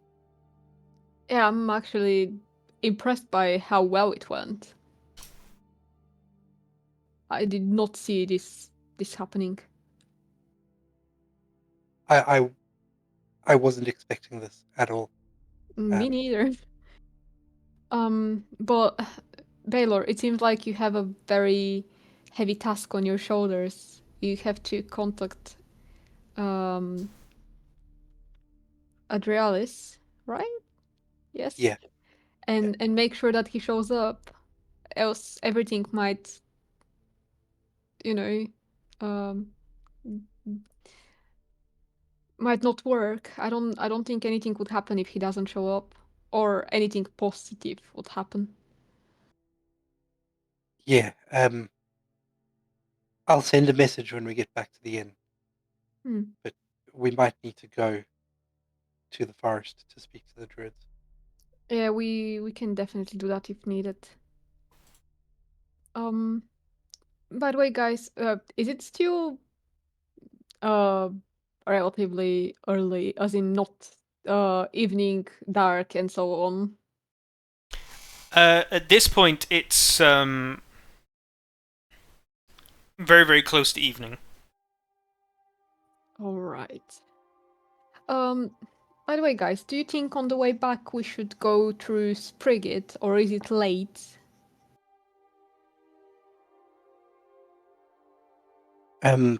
we can definitely go to Sprigget. Do you still want to also go to the magic store where you got the ring? I think Andros wanted to go. I didn't. No, I don't think there was anything to afford with the price list.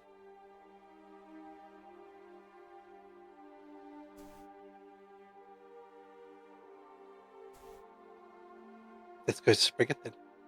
Yes. On the way to Sprigget, when we are like. Taxi! Oh fucking hell! Can I finish my sentence? Taxi! Okay. Before we. Okay. After we. Taxi! Fucking hell. Give me a minute, Bork, please. Just a minute. Taxi! Please, Bork, just give me a minute. I'll respond to you, I promise. So on the way back, Taxi! I hate you right now. Okay, when we are passing the Zenith Institute, I'd Taxi! like to look Taxi, whether you Grant there? is there. Yes, Bork, I'm here. What's happening? You didn't introduce me to new friends.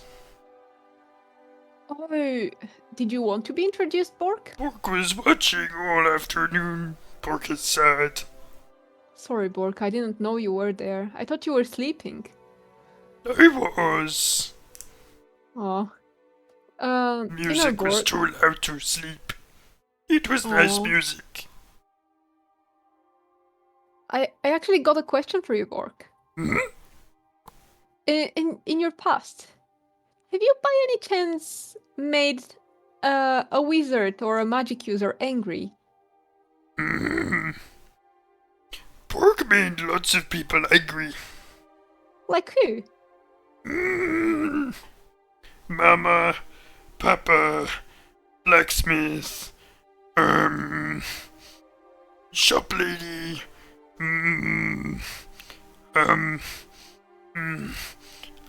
hunter,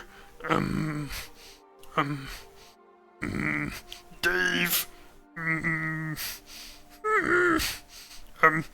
Pork made dog mad once too. That was sad.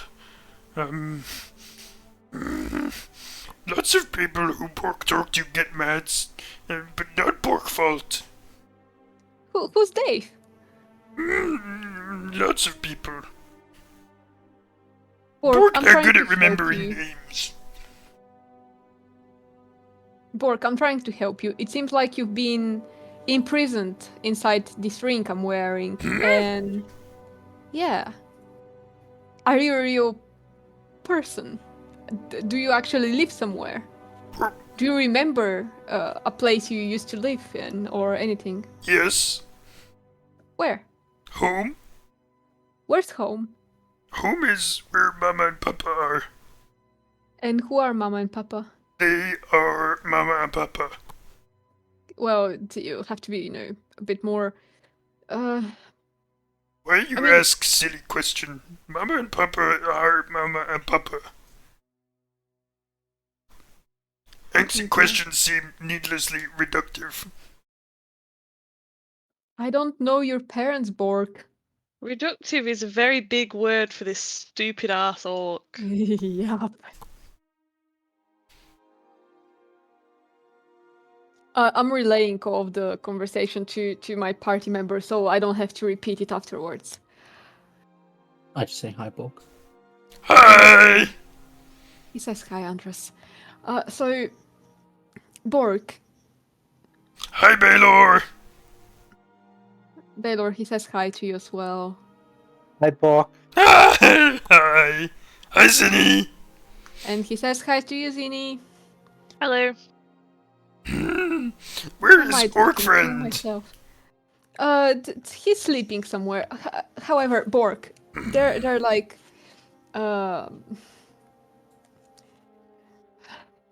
you have to help me if you don't want to disappear, Yeah. Orc disappear? You might disappear if you But don't Bork help me. here! Where's here? Bork is here! What can you see, Bork? Is it everything I Bork see, can't basically? see Andros. You see Andros. You are How looking many at Andros fingers right now. is Andros showing? Andros, are you going to hold up fingers? I mean, hope not. this is actually saying this out Oh, loud, so I yeah. know. No, I'm not. Andros not holding any fingers. Okay, you see him then. Andros looking Um, at Bork like Bork weird. He's looking at me like I'm weird. That's the problem. So, Bork, it seems like you're living inside my brain currently, as part of this little ring, and I show the ring to my eyes, basically. Do you see it? Oh, that Bork ring. You know it. Yes, that Bork ring. What does that mean? What does Bork ring mean? That is Bork ring. Ring belong to Bork. And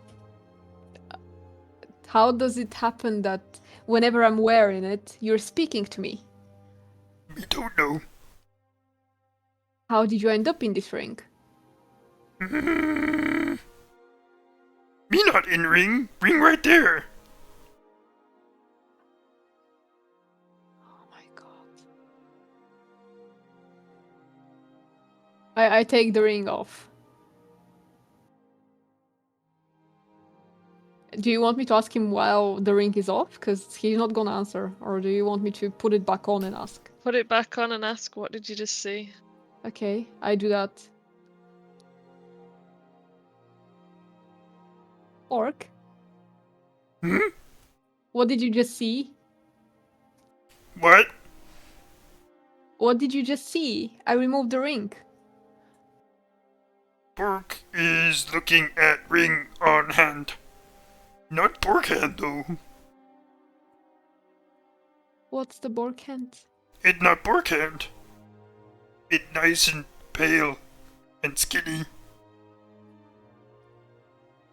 Bork's hand is nice and pale and skinny. No! No, he means Oh. he sees your hand. I was like, what? And why don't you see yours? Where are you? I don't know. Do you remember any of the adventures you went on? Yeah, Bork remember lots of adventures. Tell me about them. Oh, and one time, Bork was chasing Rabbit and chased too far into woods and lost way home. Bork had to sleep in tree. And then in morning, Bork woke up to Mama screaming. Mama was not happy. Was that before you had this ring? Did you have the Bork ring back then? Yes! Bork ring was given by Mama. She gave present.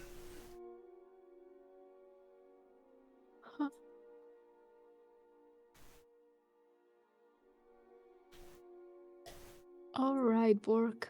How you get Bork ring? I bought it. Bork don't remember taking off. Wait, you used to have this ring on your hand? Yes, this was Bork On your- ring. Bork had Bork ring. And how did you end up inside of it? Me not inside ring. Ring right there. Bork is here.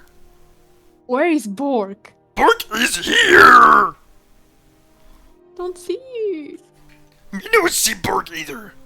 Bork is getting annoyed at silly questions. You need a mirror to show that you're not Bork.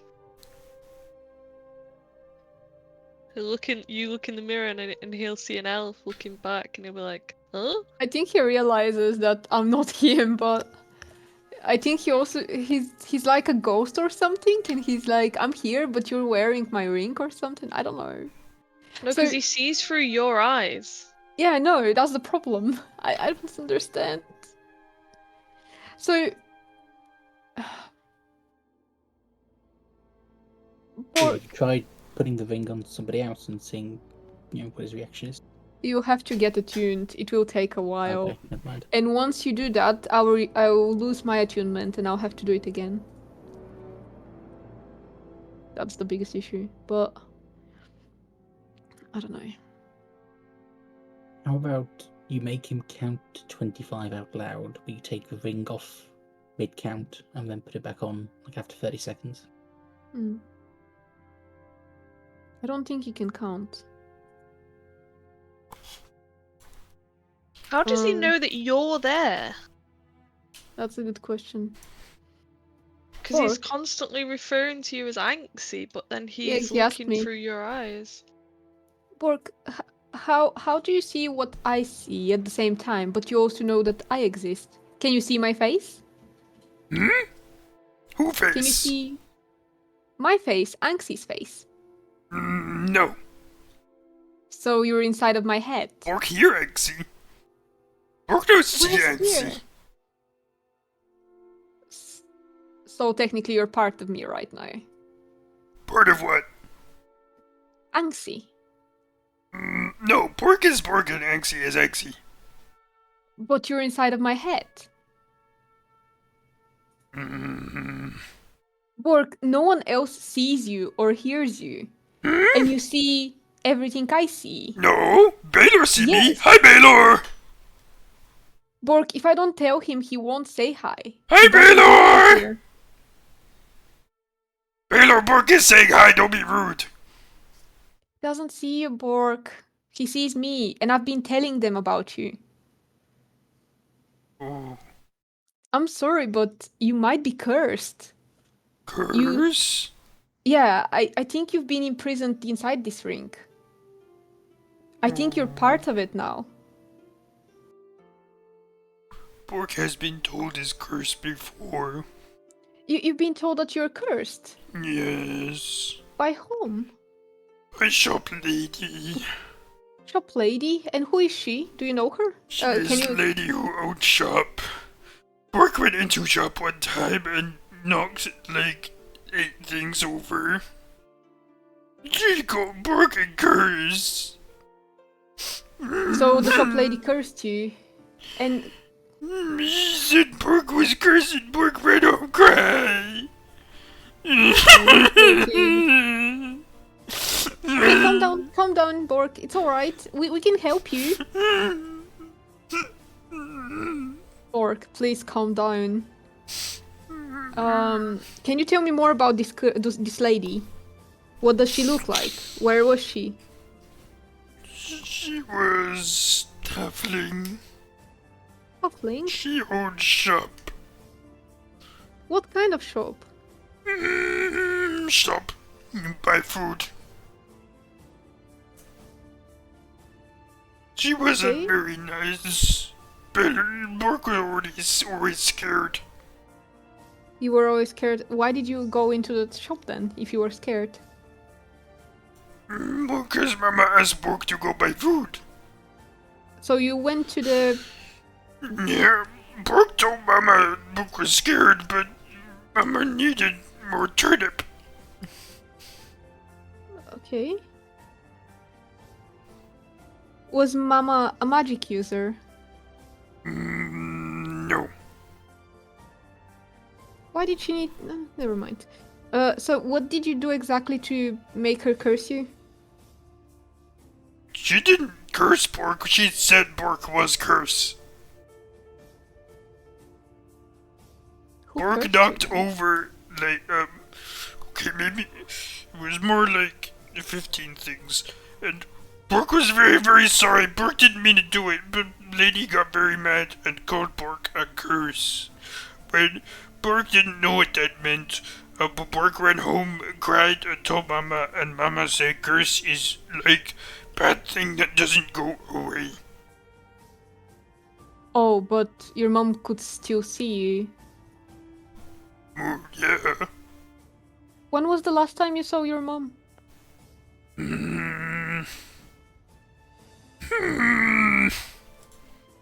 I don't know. Feel like a long time ago, but also feel like yesterday. Were you wearing the ring when that happened? Yes, Bork always wear ring. Gift for Mama. Did you remove the ring at some point? No, Bork don't never take off ring. Did someone steal it from you? Nope. Bork always have ring. But you don't have it now, Bork. I have it. Why you have Bork ring? I bought give it. back. I would like to. Mama give it told to Bork you. never take off Bork ring. Why do you have don't Bork ring? exist. Exy, did you steal Bork ring? No, Bork, I bought it. I It might paid be money. worth going back to the magic shop and asking where they got it from. Yeah, I'm going to the fucking magic store. I'm so dumb. Exy, give Bork ring back. Mama would be very angry. Bork, if you don't come down, I'll remove the ring. No, Bork is mad. Okay, Bork, I remove the ring. Bork is mad at It's removed. Exy for Exy having Bork ring. I've removed the ring. Exy, give Bork ring back. Excuse me? That's continuing after I removed it. Give ring back.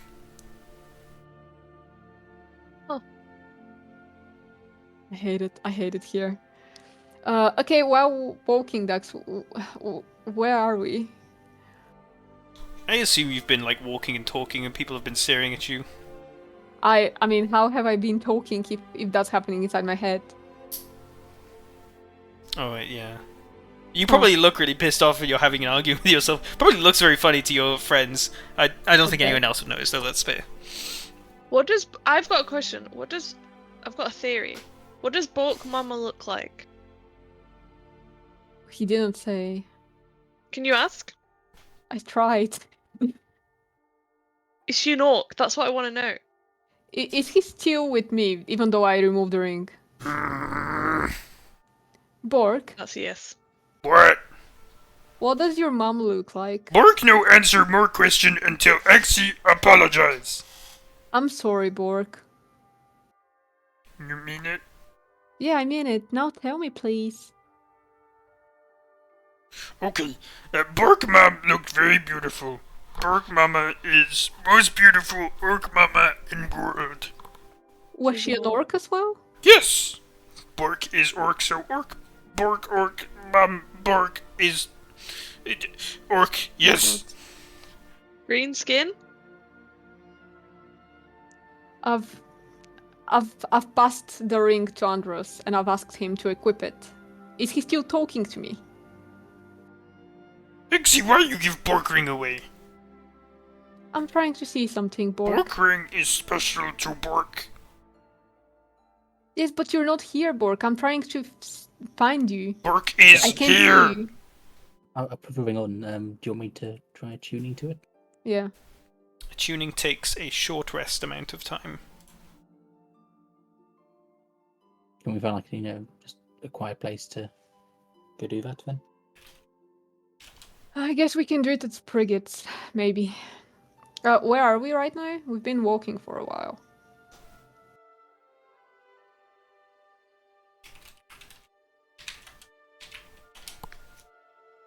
Sorry, what? Say that again?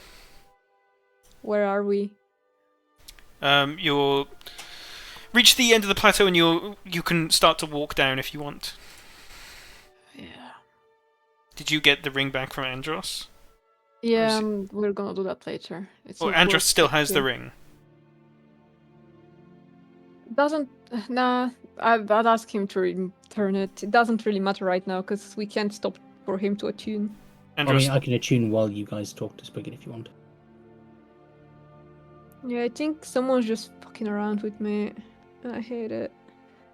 Exy, What, Bork? get Bork ring back. To whom? It was gift from Mama. Told never take off. Bork, I can't see you. I cannot see you. You don't exist. Get ring back. Does Zinni have detect magic? Zinni, could you please use detect magic again? Yeah. Can you see what magic is basically this ring bearing? Now, am I still wearing it or have I handed it back? I guess you handed it back. are you handing it back or handing it to Zinni?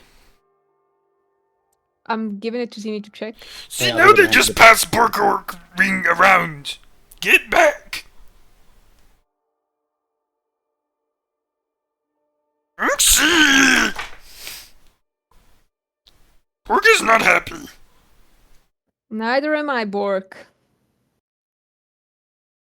Anxie is poo-poo head. Thank you. Zinni, as you cast detect magic, you know that the ring is enchanted. I do not know if items have a particular school of magic enchantment on them. Jay, can you rule check on that? Zinni, I'm not an orc. But you turned into an orc, right? Yes, but I'm not an orc. I'm a changeling.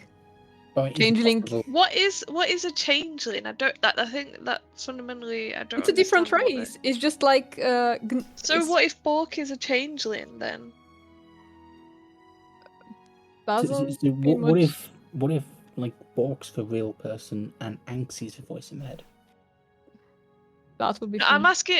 I'm like, maybe I'm cooking too hard, but I'm being genuine. Like, I think that. I mean, obviously, we don't know if anyone else could potentially hear Bork through the ring, but I think that Anxie's somehow got this ring. It's to help you with changeling powers, right? Yeah. I've got an And idea. I think that he is a changeling,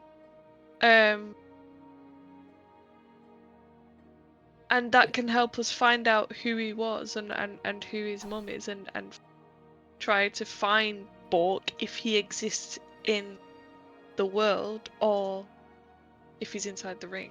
So just had an idea based on that. So you know the orc Anxie changed into back in the cave. Could I use minor illusion to create an image of that, and you ask Bork if he recognizes it? You could, yeah. Are you doing that? Yeah. Quick rule check first before we do that. The ring is enchanted with some kind of abjuration magic. Okay, you cast minor illusion to show the previous orc form of Anxie. Do you tell me that before you do it? Yeah, I do mention that. Okay. Obviously, I need to get you to ask Bork about it. So At the looks of this orc, I seem extremely displeased and anxious. However, I do ask Bork. Bork, do you know this creature? See, the orc there. Do you know them?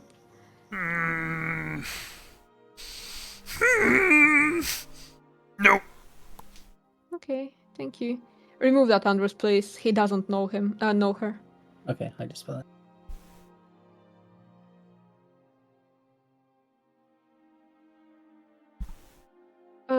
Can you create a minor illusion of me?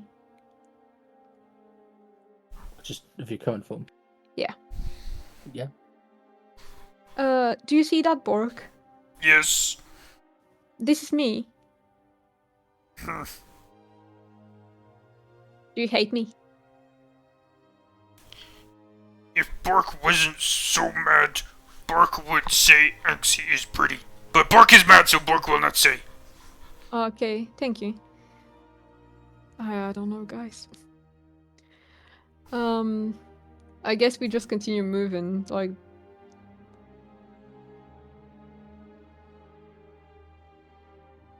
Can you ask about like physical attributes of Mama? I try it. Well, the thing is, guys, I don't Well, like- know any other orcs. The one form you've seen is the one orc I know. That's it. I just think Cedric? that we can Oh. ask like specifics, like does she have pointy ears? Does she have big teeth? Are orcs typically green skin? Does she have green skin? That we can ask questions like that as well. Okay, I can try. Bork, does your mom have a green green skin? No. What skin does she have? Was nice and pale like Anxie. Nice and pale He's like not an me. orc. She is not. This is a whole changeling thing. I'm telling you. I've cooked so hard right now. But wait, orcs are not pale. Orc? There are no pale orcs. Does your mom have tusks? What tusk? Is Cedric with us? No, but you can point him out earlier because you saw him earlier. Okay, I do that. Oh, big teeth. No, they not called tusk. Mama called them big teeth. Does she have them? No. Only for a big, strong boy. Did you have them? Yes. Do you recognize my face, Bork?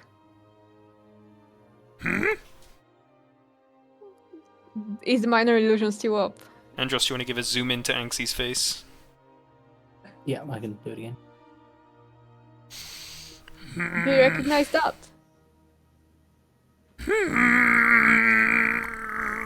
Nope. Oh man. But, Bork would say Anxie was actually very pretty if Bork wasn't mad. But Bork is still mad. Yeah, I got that. Bork, your mother there was any- not an orc. Your mother is not an orc. Bork is orc. You might be, but your mom is not. But if Bork is orc, Mama must be orc. Did she have pointy ears like the creature that Andros is showing? Say that again, I zoned out, sorry. Does she have pointy ears like elves? Like the ones on the minor illusion? Nope. Does she have any... does she have ears like Zinnies? Nope. Like Baylor's? Baylor, where are your ears? Baylor, please show him your ears. I'll move my hair back and show my ears. Yes. Mama, ear look like that. So guys, his Human. mom might have been a human. A very pale one. Or you might just be half orc then. Yeah. Was your dad an orc? Yes. Did he have tusks like you? Big teeth? No, big teeth only for big, strong boy. And you didn't have... Did your father look like your mother? With such small ears and so on? Yes. No, guys, his father was a human as well. But, Papa no have hair on top like Mama. It was both human. Bold human male. This is where my knowledge is limited. So, are there like there's a lot of races in D&D, right? And which races fall under this category of human ears and pale skin? Not an orc. Not many others. Genasi's have similar ears. Similar, like slightly smaller but similar, but they'd obviously be of like different colours. From what you can gather, Bork is describing his parents looking like a human. You can go, like, we can skip the minutiae and go into, like, did they have sharp teeth? Or, like, did they have a pointy tongue? Blah, blah, blah, blah, blah. Like, we can go into this. For the sake of brevity, let's just say that with enough questioning, you figure out that Bork's mama and papa were human.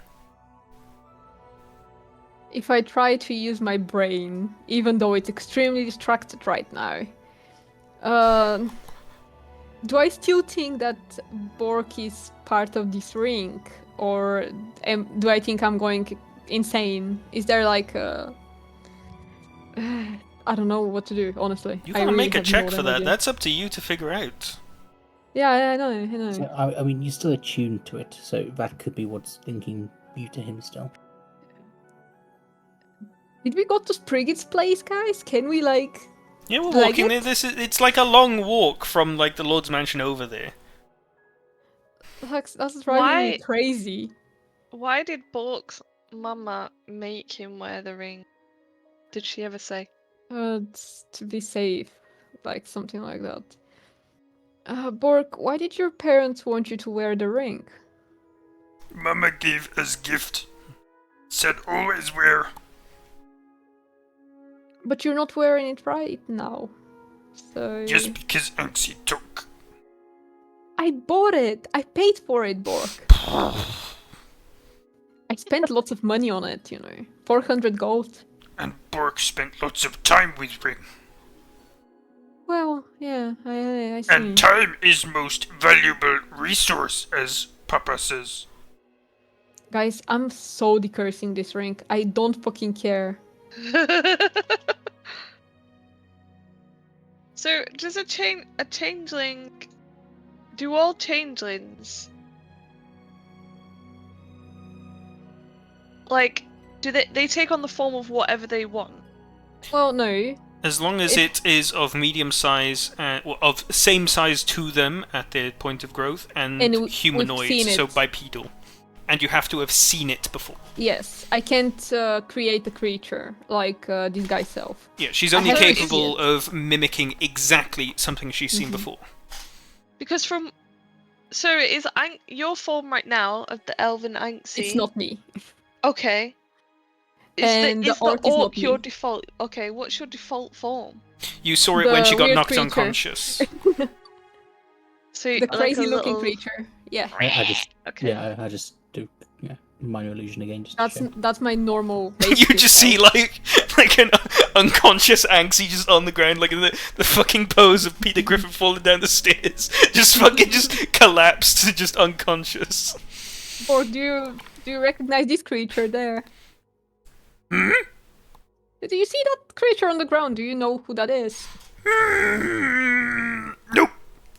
That's me, and I'm gonna eat you alive if you don't tell me what's going on. I'm joking, Bork. I'm joking. It's just a little Don't make joke. such scary jokes. Well, don't talk to me. But you're a Bork friend. Are we friends, though? You've been quite mean to me today. I like to think as we're walking along, I just left that minor illusion showing an image of a changeling up. Well, I've floating asked you politely there. to remove it, You Let's asked me not to do remove that. the orc one, not this one. Does Bork have any... Before the ring, did Bork look different? That's a good question. Bork, before you had the ring, did you look differently? Without the huge teeth and stuff? Yes. Really? Bork was much smaller and big teeth were much smaller. But were you green? Yes. Ah.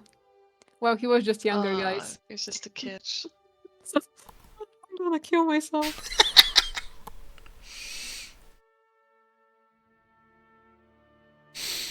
I'm convinced that Bork is a changeling, although I don't know how he takes on the form of an orc. To give you some I'm more convinced background he hates knowledge, me. Tony, because I think all of you read up on it when you're in the Raldebulgub Yeah. library.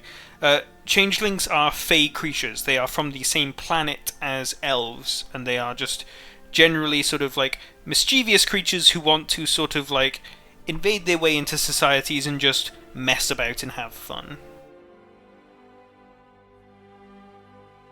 I think him and his family are changelings, and Bork has taken on the form of an orc for whatever reason, and then his mum, to protect him, has given him this ring so that he can't continue to use his powers, so that no one will know and he can integrate into society as an orc. But the lore behind all of that, there's not much sense to it, but that's my theory. I mean, it kind of makes sense, but the problem is, how the fuck did this orc end up in here? Like, that's the biggest issue, and I don't think we are even close to... What are the effects of the ring again? I'm gonna tell you in a minute. I think we will know why he's in there when we learn more about his background, because trying to ask him why he's in there and stuff like that, he's, you know, it's difficult to get a straight answer from him. I'm trying to think outside the box and try to get answers to about his upbringing and who he was and his family, and maybe we can find where he grew up and or information about his family or things like that, and that will help us get a step closer to if he's trapped in the ring and if he can get out and things like that. And why is in your head? I generally don't have the energy for that. Like, I'm already exhausted. I want him gone. Like, I'm not even joking at this point. I'm very exhausted by that. Exy, What, Bork? are we still friends? I'm not so sure about that, Bork. You've not been very helpful. Or try to answer questions? I mean, I want to help you, but you simply... I can't see you, Bork. I can only hear you, and you can see whatever I see. Do you know how hard that is to comprehend? I believe you might have been imprisoned inside of this ring, or somehow cursed to become it.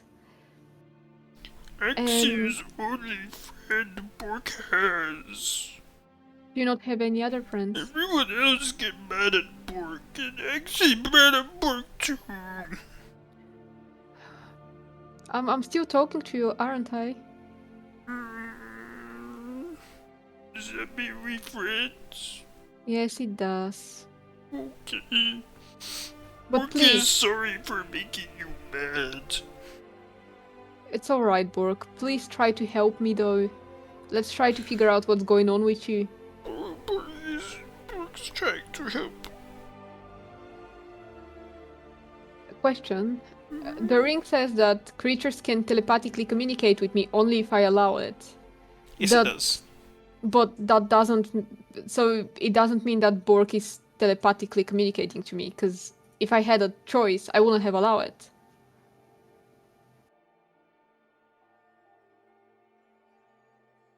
Is that correct? Oh, I'm not answering any questions. You have the Okay. description of the item. Well, I'd like to not allow him to speak to me. Does that work? Sure, try and block him out. I'm trying real hard.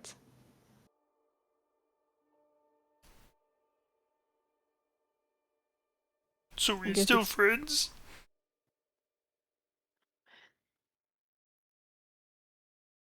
Yes. Yay!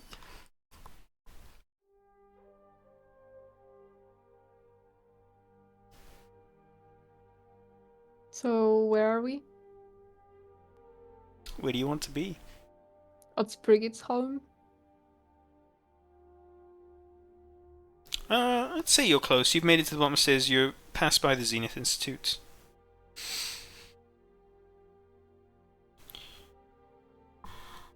Exy.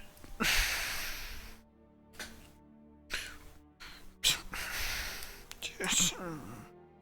What's wrong, Bork? Tell me. Bork is sorry about shouting earlier. It's alright.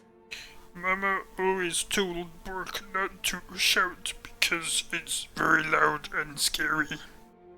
She was correct, Bork. Did Bork scare you? A bit. What happened with your mom? Bork didn't mean to scare. It's alright, Bork. What happened with your mom?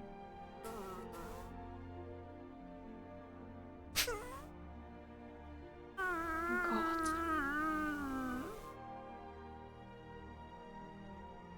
Bork is just because Shop Lady was right.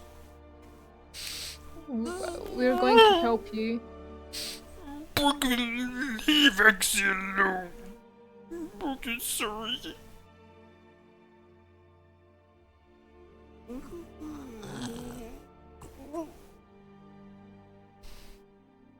Please stop crying.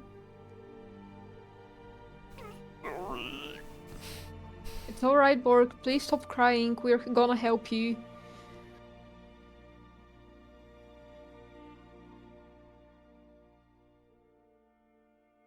And you suddenly stop hearing Bork anymore. Thank You God. actually get a bit of radio silence.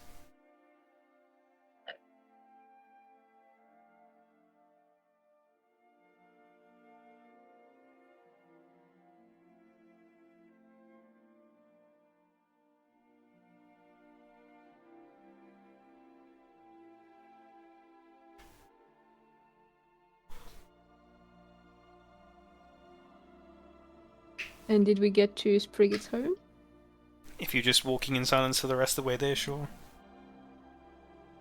I mean, I tell my party members that he's disappeared.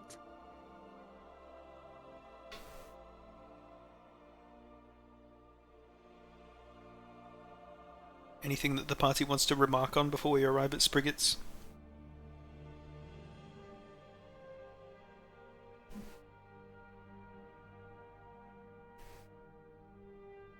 I'd say, yeah, don't be too harsh on him. I doubt he wanted to be trapped in the ring.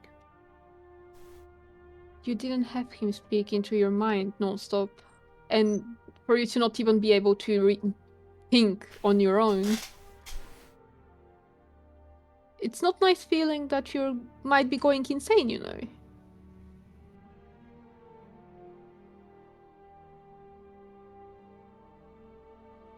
Like, if you would like to experience it, be my guest.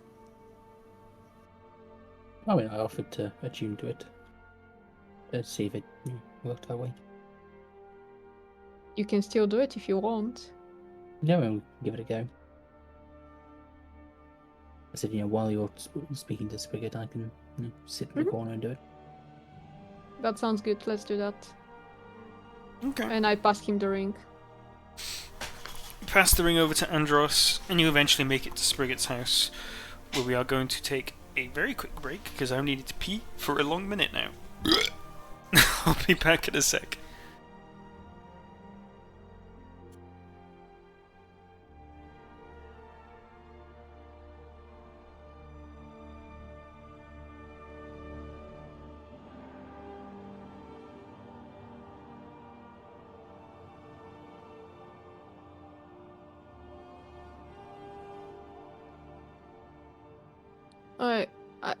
I really don't know how to proceed with that, like...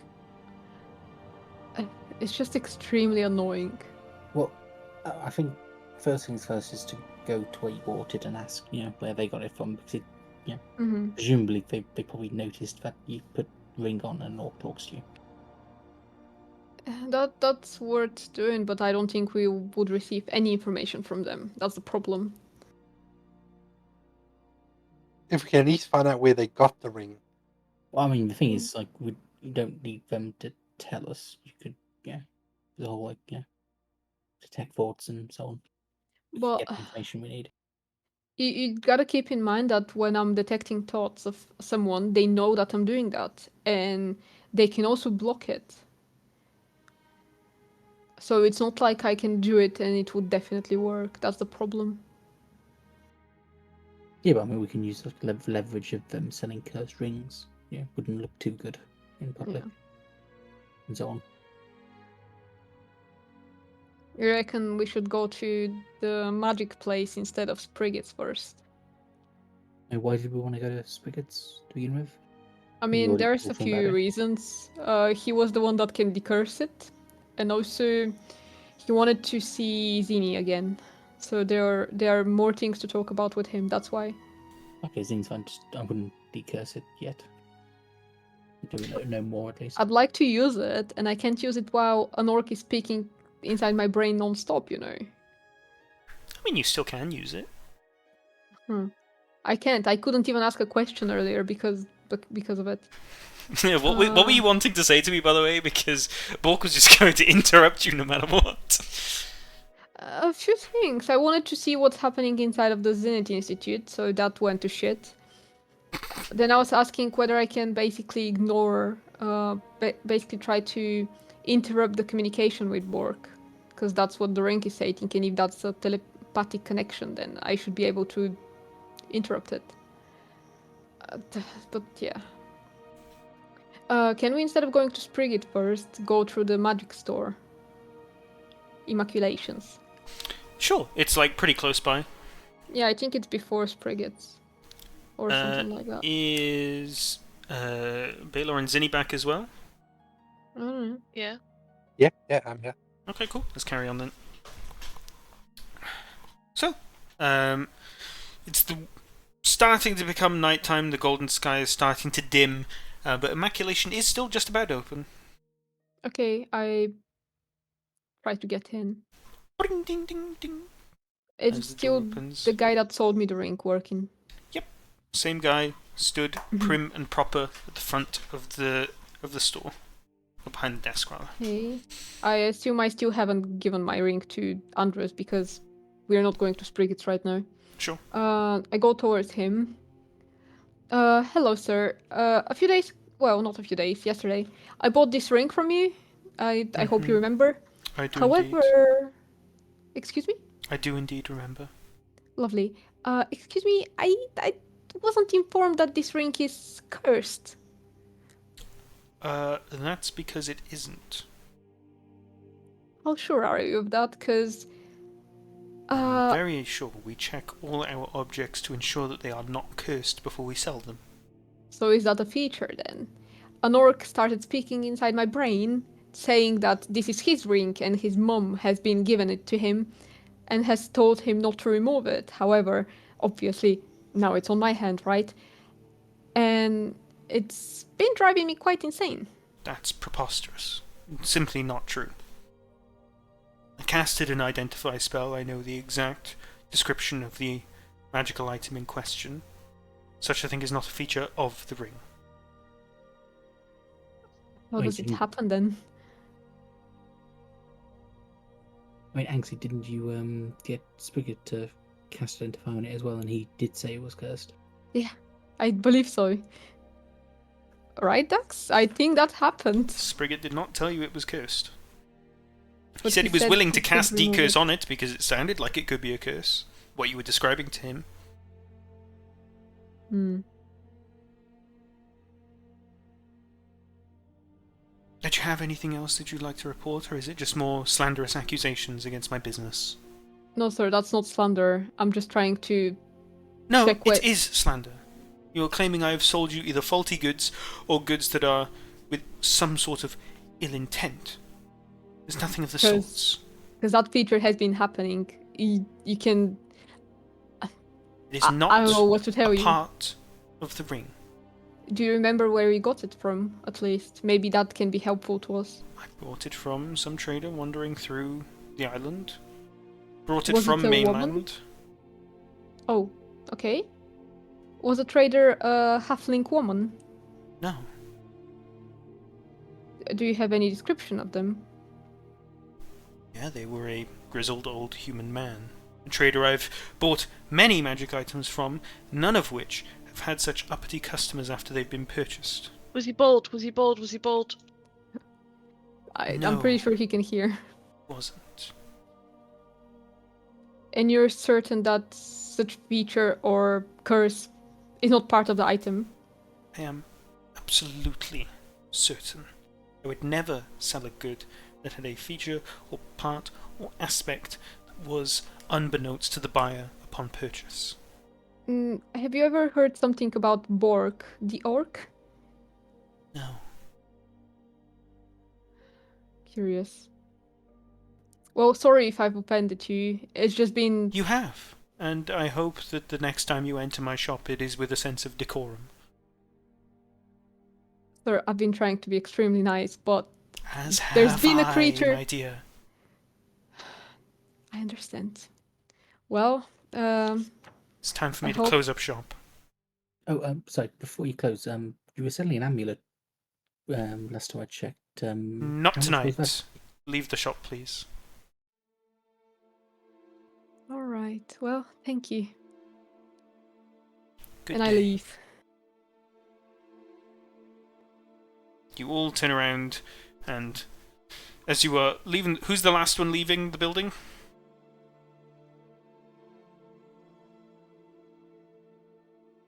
Zinni. Probably. Yeah. Zinni. As you leave, the door slams quicker than you'd expect and smacks you on the butt on the way out. Oh, Ow! man. What just happened? Oh, he's just pissed. Guys, if that orc's not part of this ring, there might be something awfully wrong with me, and I don't like it. Well, I mean, we can confirm that. Like when I attune to it, if I don't hear Bork and you still do, then yeah, it's got nothing to do with the ring. Yeah, I give it back to Andros. What is Bork's ring? Well, it's his ring, but like, it might be that maybe the effect of the ring caused like some magic on Anxie to break or something. I suppose.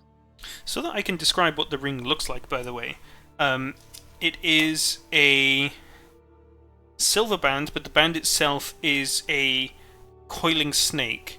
And at the top signet part of the ring, there is a coin with like a square hole in the middle, and a snake's head biting with two of its fangs over the top of the coin, top and bottom of the coin.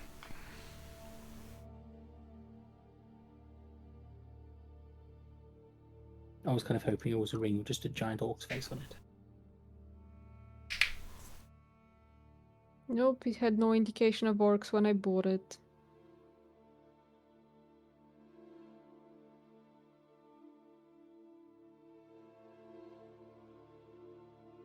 I suppose we're going towards Frigates then.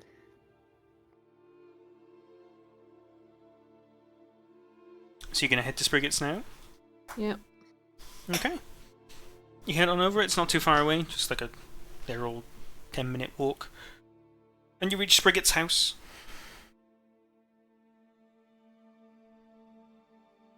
I knock. Oh, coming! Oh, hello again, Anxie. So Nice to meet you. Oh, extremely- it's the rest of you. Hello. yeah, I'm extremely sorry we are here that late. It's just my issue has become even more troublesome, and I believe Already? this frigate can help us. This is Sprigate you're speaking to. Oh fuck. His wife's got a bit of a harsher voice, if you remember. Yeah. I just. Um, Sorry, I'm done. That's fine. Has it really become that bad? Because we did arrange to meet tomorrow midday. Yeah, it's very bad frigate. We- I went to the magic owner as well, and he Mhm. said that he sounded extremely offended that I asked him whether there is a curse on the ring or anything, and Well, he that's pretty much. not that surprising, but yeah. Do you think there is a chance he might be bullshitting us or simply not know? Well, Hargreaves is a very proud individual, but I know that he's, always of high repute when it comes to the Yeah, magic side of things. I understand, but there's been an orc speaking inside my brain ever since I've had this ring, and it's been driving me insane. And this same orc has been saying that this is his ring and his mom has given it to him. And basically, I recall the whole thing to Sprigget. Oh, right. Well, best not do this in the doorway. Come in. Dear, Anxie and some of her friends now are coming in. Just very briefly, I'm sorry. You can stay upstairs if you like. Anxie? Again? God, what does she want now? Her matter from before got a little worse. You can just stay in bed if you'd like. Yeah, well, she better be gone soon. It's almost bedtime. I'm sorry! She doesn't respond to you, and you are invited back into the living room with the very, very small furniture that everyone sits on and sort of like takes up like 2 people's worth of space, and Zinni sits in the chairs quite comfortably. While you're like discussing now, I sat down. Can I spend some time to attune to it? Short rest is how long attunement takes, and that's like an hour. If this does end up lasting that long, then yeah, sure. Okay. So, what is the issue? Would you, I guess, like me to try to decurse the ring then? I'm not entirely sure that it's a curse on the ring. What if I'm the one cursed? Or what if this creature decided to show himself now and it's part of me and I'm simply going insane? How do I know any of that?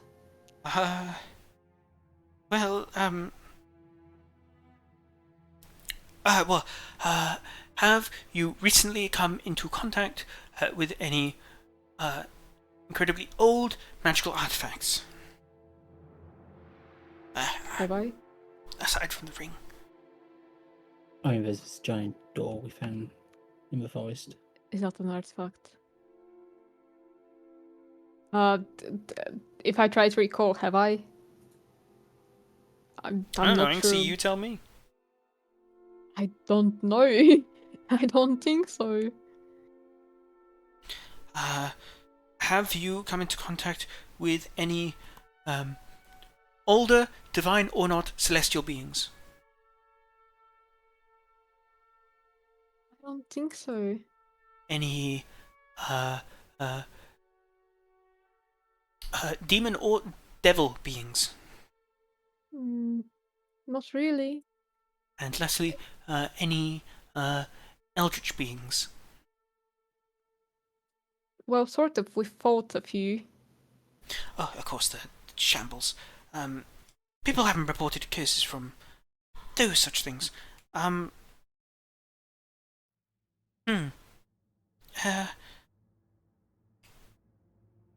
those are the usual circumstances in which curses appear. Outside of potentially the Scarlands, but obviously I haven't been anywhere near there recently.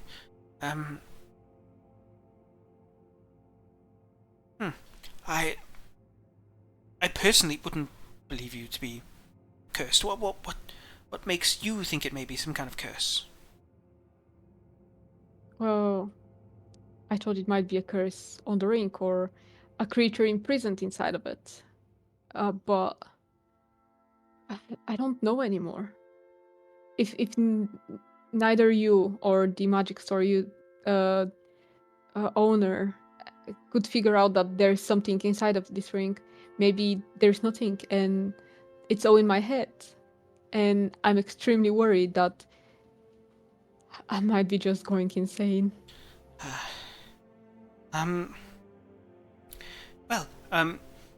Going insane somewhat is in a way voluntary. You should only descend further and further into madness if you should let your mind run unchecked and extend into those further potential delusions, schizophrenia, and those sorts of things. As long as you stay resolute, I'm certain that you could ensure that you A, stay sane, and B, come out of this a stronger individual. Alright. And if this orc just doesn't stop talking to me, what do I do then? Does that mean that I'm gone insane? I don't know. Great. I'm sorry that a lot of my arcane knowledge is around specializes in the early signs and sort of like inherited abilities and other of the sorts. And if there is a sorcerer that possesses telepathic abilities or anything like that, and they start hearing unwelcome voices, what does that mean for them? Well, could potentially mean a variety of things, especially with sorcerers. You can never be exactly sure where the lineage of magic has come from, whether it was directly inherited, forcefully inserted into the bloodline, or other things. Do you know of your magical history per se? Sadly not, Sprigget. I barely know anything about me. Ooh. Yeah, it's bad, isn't it? I'm sorry, Hanksy, but I'm really not sure what it is I can do for you. I understand. Well, you've been more than helpful, and I'm again sorry that we might have caused trouble for you and your lovely wife by coming that late. Nonsense. It's nothing. I usually stay down here under the pretense of reading, but I usually sneak an extra little snack or a drink or two before bed. Don't tell her I said that. Obviously we wouldn't. Don't worry about that. Right. If you still would like to come and talk again midday, Zinni, of course, it's lovely to see you again. I hope that things with yourself are going well, and I would ask further questions, but actually seems to be somewhat the priority of the situation. I'm sorry, but if you would still like to chat and catch up with any further understandings you've gathered, I still would be happy to meet with you again midday tomorrow. Sure. Good. Well, if that's all the time needed for tonight, I think it's best that I be off to bed. Yeah, thank you very much, Brigid. And if you happen to meet the magic store owner, can you maybe apologize from us or like try to explain the situation, because he didn't really let us and we tried to be polite. I'll try and smooth things over in the morning. Thank you very much. Well, good night, Brigid. Tell your lady we are very sorry. Will do. And good night to the rest of you, wayward wanderers. I hope the rest of your nights are peaceful. Good night. Sleep well. Good night. You are all led out of Sprigget's domain, and you are now out in the slowly night-turning, crisp evening air. Just a thought, Anxie. Is it worth you contacting Citrix's friend? Yeah, was it the mage or was it Magdalena. Yeah, she has good like memory magic and such. She might better give you a better idea. Could be, but there are a few more things to do before that. Let's first see whether it's actually the ring or my head. And then I'll proceed with contacting her. Because you gotta keep in mind that when all of this happened, I contacted my master, which helped me gain the knowledge I have. So I would have assumed that if it was related to the kind of magic I'm possessing, she would have known.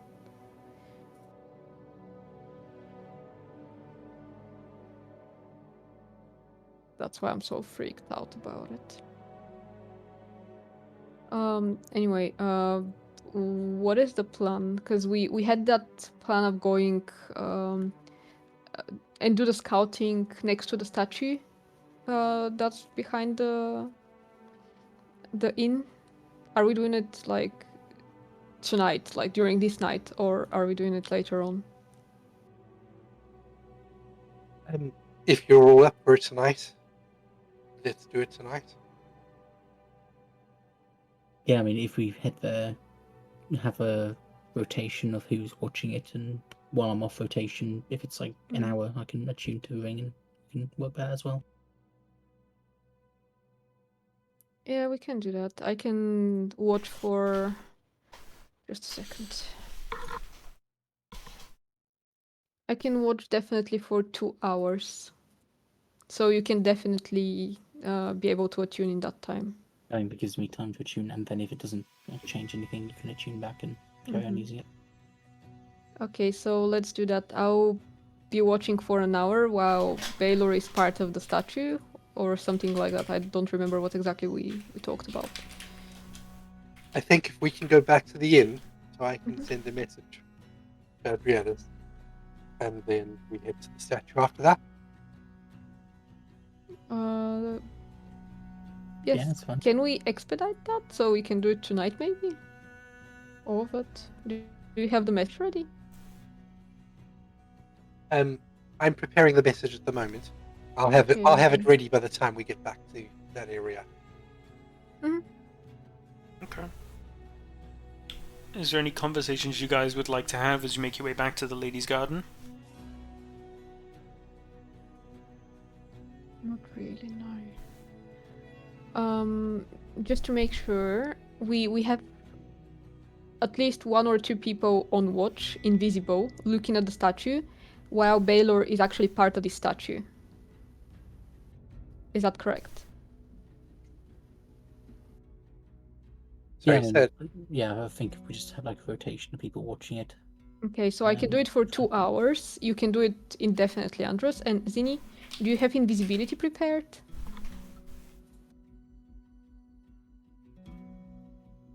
Tony? Check. Oh, okay.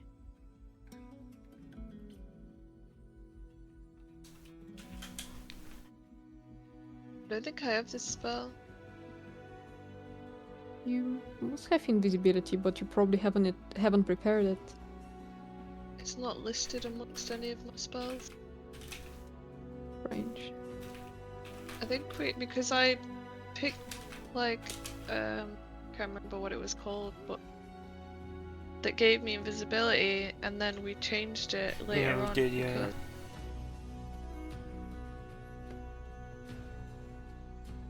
So I don't think I have it anymore.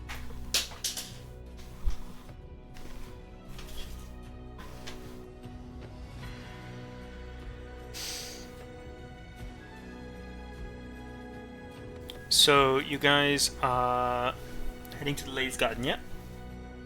Yeah. Okay. As you are walking, it's turning into genuinely quite a nice night. The moon finding eventually its way overhead. Well, not overhead, but just on the edge of the horizon, because you having a higher vantage point just means you can see out towards the horizon. A darkness starts to take the city, and only the street lights sort of guide your way. It's a dry night.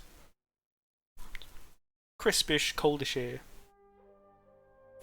And as you're around, walking past the, around where the arena is, Anxie, you hear this sort of arcane resonating sound come into your mind as you receive a sending spell.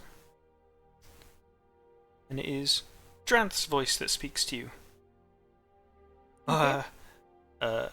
Hey, Anxie. I've just been sort of gotten off work. I've got a lot of free time over the next coming days. Would you like to meet up and chat or something? Oh, hello. I thought you hated me. I'd love to meet you in the next following days. Even maybe tomorrow. If you're free. That's it. Oh, yeah, that'd be great. When tomorrow would be best for you? I've just got a lot of time off at the moment.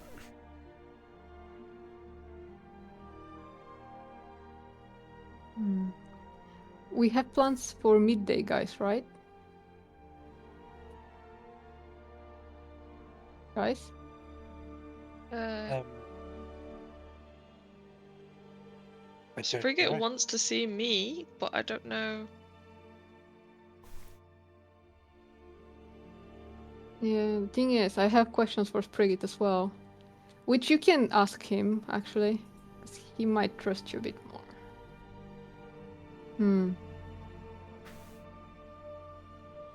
Okay, let's maybe try midday. I can check with you tomorrow. How does that sound?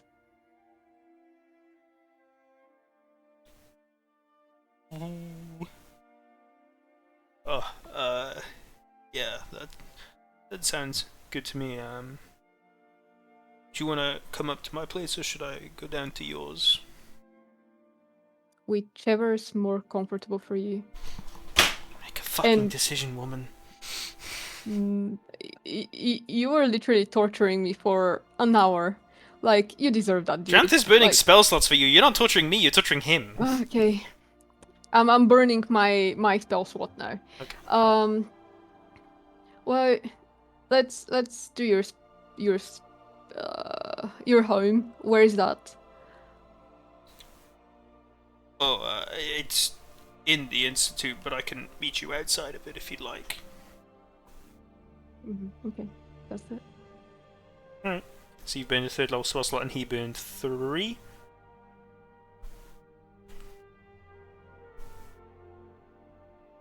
And now you guys carry on walking in the nice, crisp evening air. You eventually make your way back. And you are now outside of the Ladies' Garden Inn.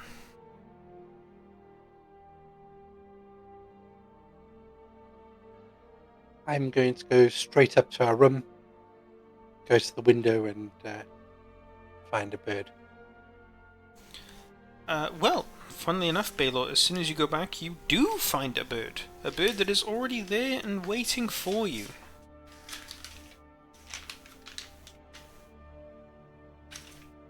What does the bird have to say? As you pick up the bird on your finger, a green magical wisp leaves the bird, and you hear the words in your head. Hi, Baylor. Glad to hear from you. I hope you can find a solution. Soldiers on the border demanding Adrielis' audience. Please hurry. Take care.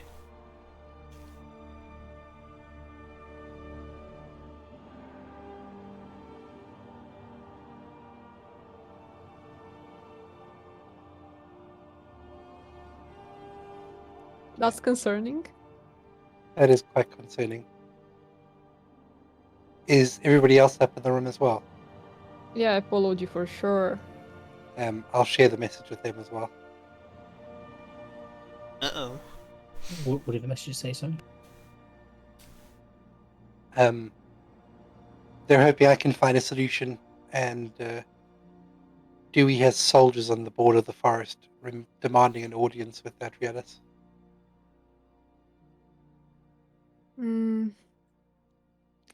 Technically, we have sort of found a solution, but it depends whether Dewey is going to listen to the other lords or not. Maybe we should go back to the lord tomorrow, or I can send him a message and try to get help on this matter as well. Possibly. In the I'm worried about the soldiers of the forest. I understand. I don't think they'll go in based on what Dewey believes about the forest being full of hundreds of druids.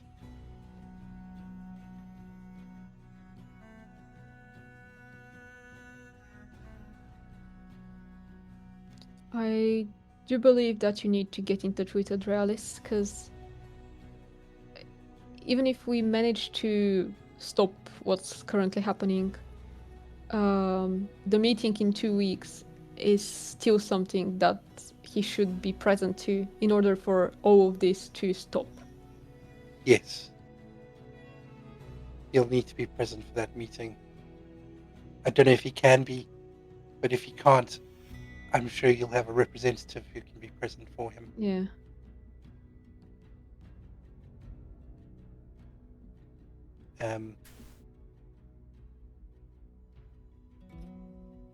I'll let this little bird go because it's done quite a bit of work and I imagine it's tired, so I don't want to use the same bird. Aww. It's cute. Andros, during the walk back, you have now attuned to the UNT paranoia. Cool. I put it on. just listen. Okay. I just say, yeah. Hello, Bog. Can you hear me?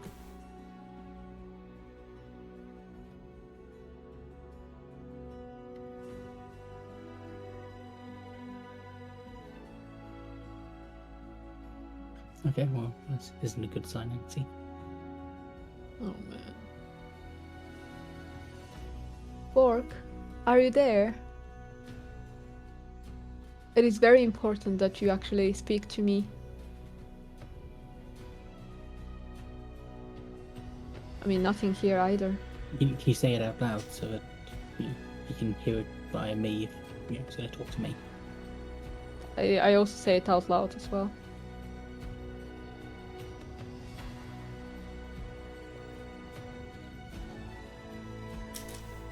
Okay, well, he might be sleeping. Do we want to give it a bit?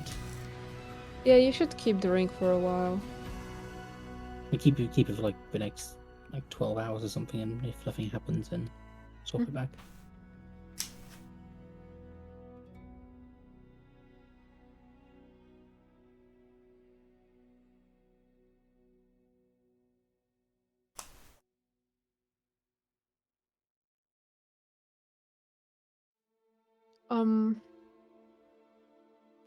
Actually, while Baylor is doing all that, I'd like to ask Zinni to come with me to the statue.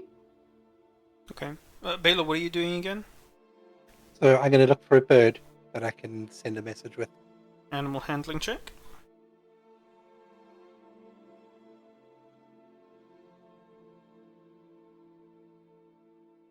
You very deftly look up and see a bunch of night birds in the sky. You pick out one of the ones that you know is going to be the swiftest. You call it down. Flies down and lands on your finger. I will cast Animal Messenger. Mm-hmm.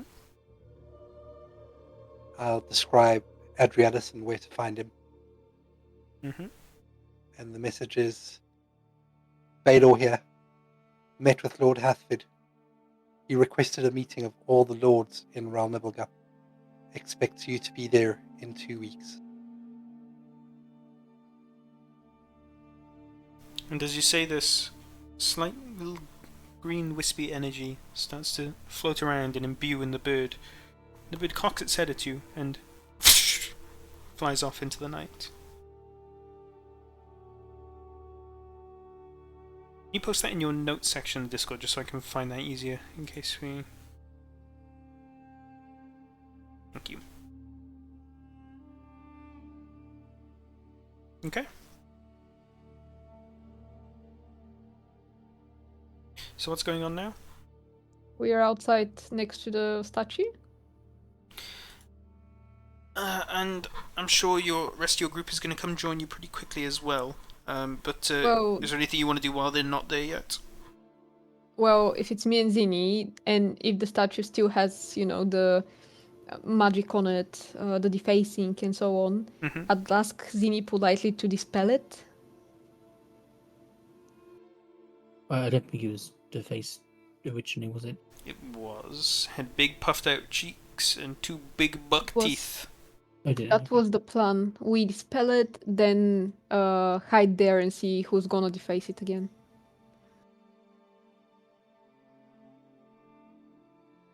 Have we been asleep? No, Not yet. Okay. but we are gonna go to sleep after we finish this. Okay. Can you please dispel it? Yes.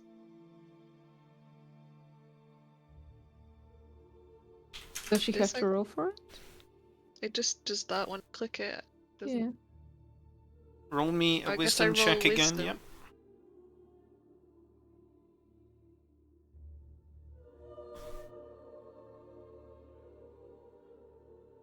Plus your 3, so that's a 17. You feel the dispel magic leave your hand as a powerful woof of anti-magic energy hits the statue. Nothing changes. Do you still have spell slots? Yes, I think the issue there is like the magic stuff changed the stone, so now it's just stone. You reckon? Just like, doesn't Baylor have like the ability to cast that as well? I don't know.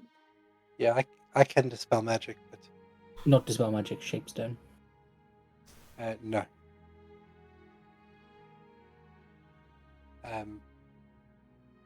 I get it later, I think, but I don't have it yet. Can we try to dispel it again? Because maybe the roll was not very high. Maybe if Zinni casts it again, you can guide her or anything. So the way this works, unless whatever was cast on it has some super weird stipulation or something, the DC is 10 plus whatever the spell that was cast on it. So Zinni rolled a 17, which means she would have dispelled anything that was a 7th level or lower What spell. the fuck? Okay. No And- fucking way this stuff is casting something above level 7. Shapestone is a 4th level spell, but I think what Andrew said is right. It's there's not a Mm. spell on the stone anymore. The spell was used to change the stone, but there's no spell left on the stone. So we can't really do anything. No, we'll need to find another statue to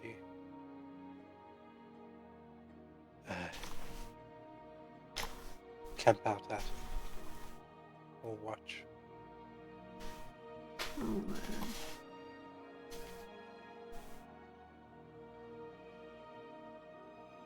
So I don't have any level 3 slots left, so I can't do it anymore, right? Or can I use my other slots? You can only use your level 2 slots for level 1 and 2 spells. Yeah, this is a level 3. Oh, How many level 3 spell slots do you have? 2, and this is a level 3 spell. So you've used both your level 3 spell slots then, so yeah, there's no other level 3 spell slots that you can cast for the rest of the day. So I can't dispel magic again.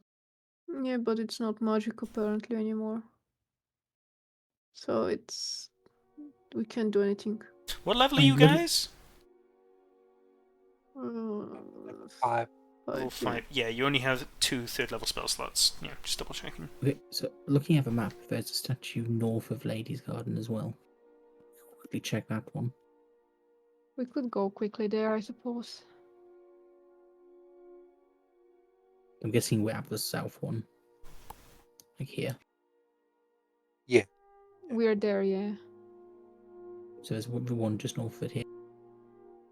Let's go quickly check it, but I doubt.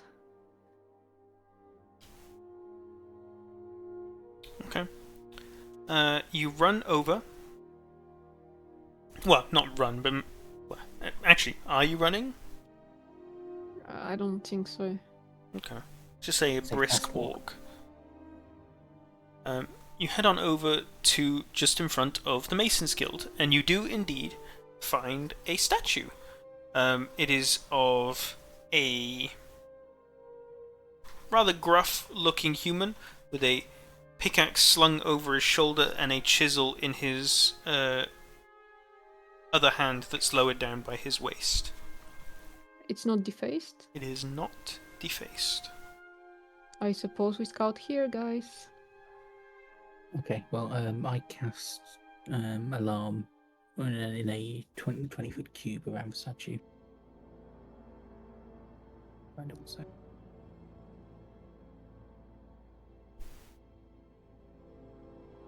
Okay. Yeah, 20 foot cube covers as much of the statue as it can, and I have it be an audible alarm.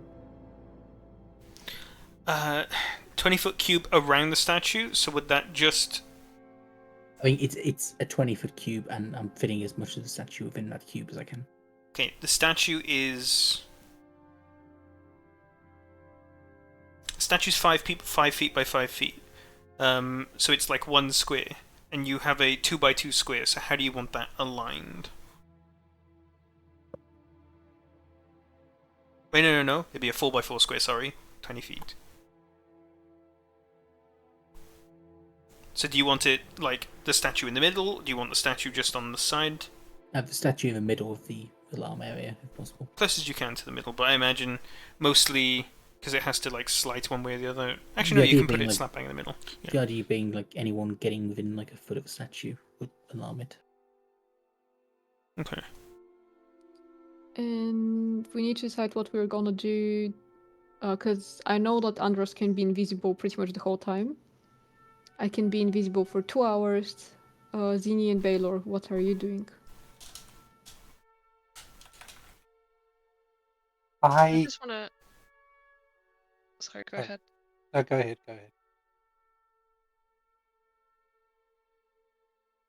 Right now, or Yeah.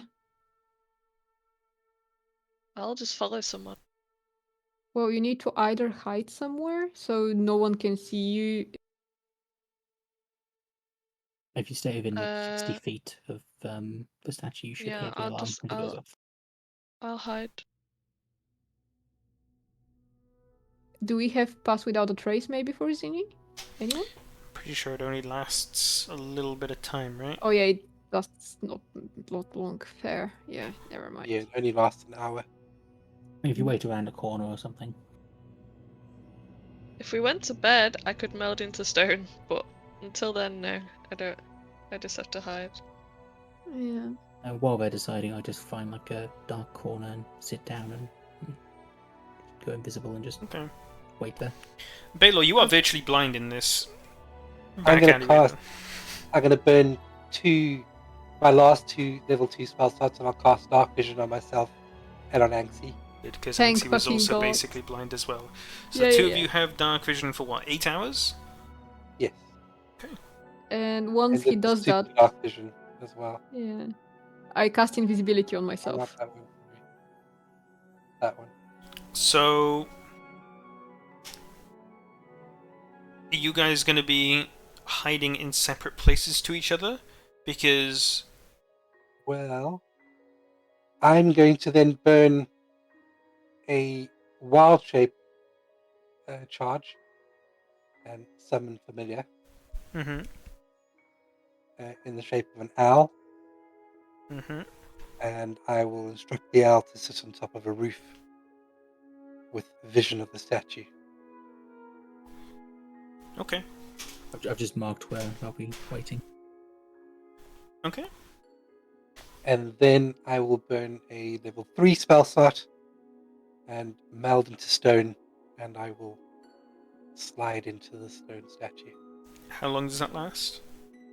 8 hours. 8 hours for meld Um, to stone? Oh, I did specify as well on the alarm that it won't alert on any of us. Yeah, just that's fine, somebody yeah. else. Before I cast my invisibility, can I use twin spell on it?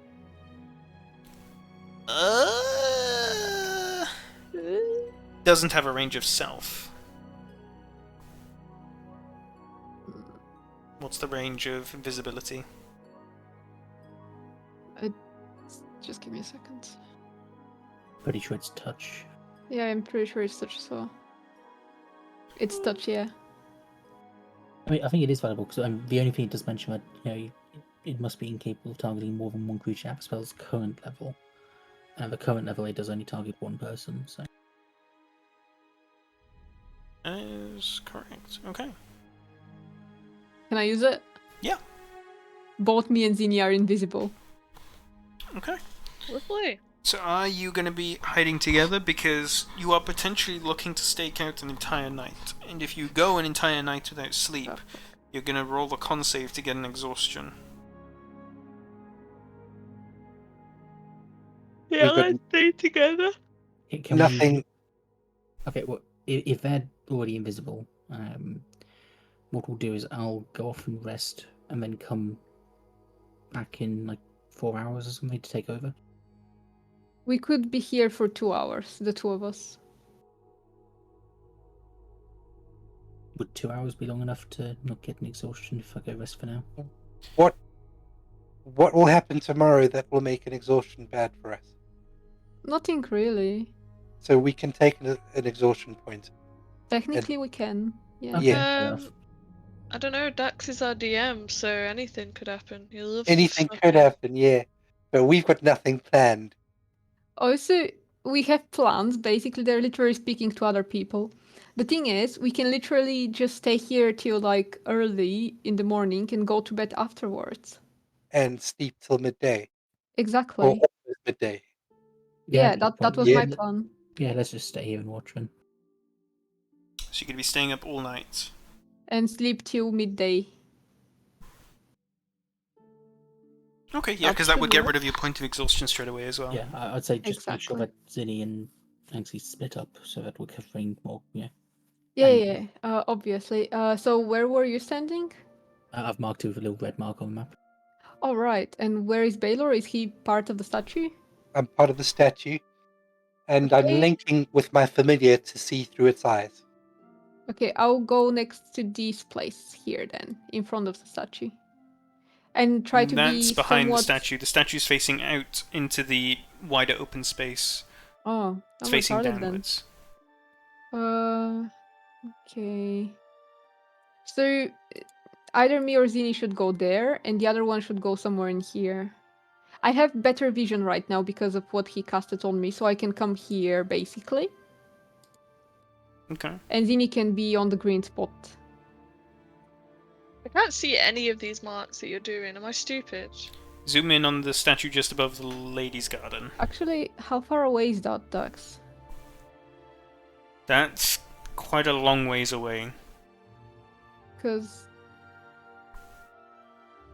Okay, I have to be like 60 feet away instead of that. Like, can I be maybe... That little building that you're stood next to is probably 30 feet long. Where's the 30 red feet dot? long or away? Huh? 30 feet long. The building or itself away? is 30 feet long, so that's probably like 90 feet away. from where you So are. I can be somewhere here. Yeah, you could be like on the... like, tuck into like the window frame of one of the... Mm-hmm. I'll be here instead. Yeah, that sounds good. At 90 feet away, you won't hear the alarm, but you've got 150 feet of dark vision. Mm-hmm. So you can still see. Okay.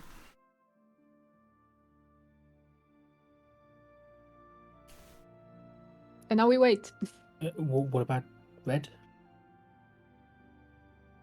I've changed the colours to match up with the player colours assigned to us.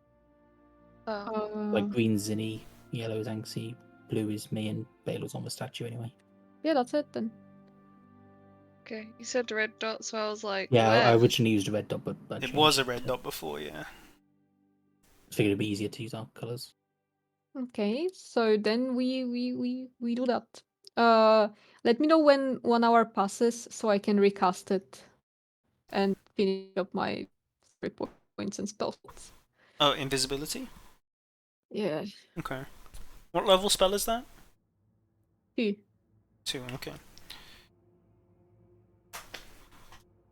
So, you guys all tuck in for potentially an entire night's stakeout. You're looking at potentially 6 or 7 hours of pitch darkness staring into nothingness. Well, not nothingness. There's nothingness. There's a lot of nothingness around you, but you can see, all of you can see and are within range of the statue.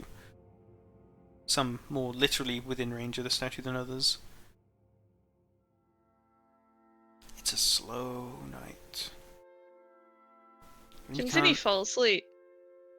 Absolutely. It like I was considering making you roll, but if you just want to just fall asleep, absolutely go for it.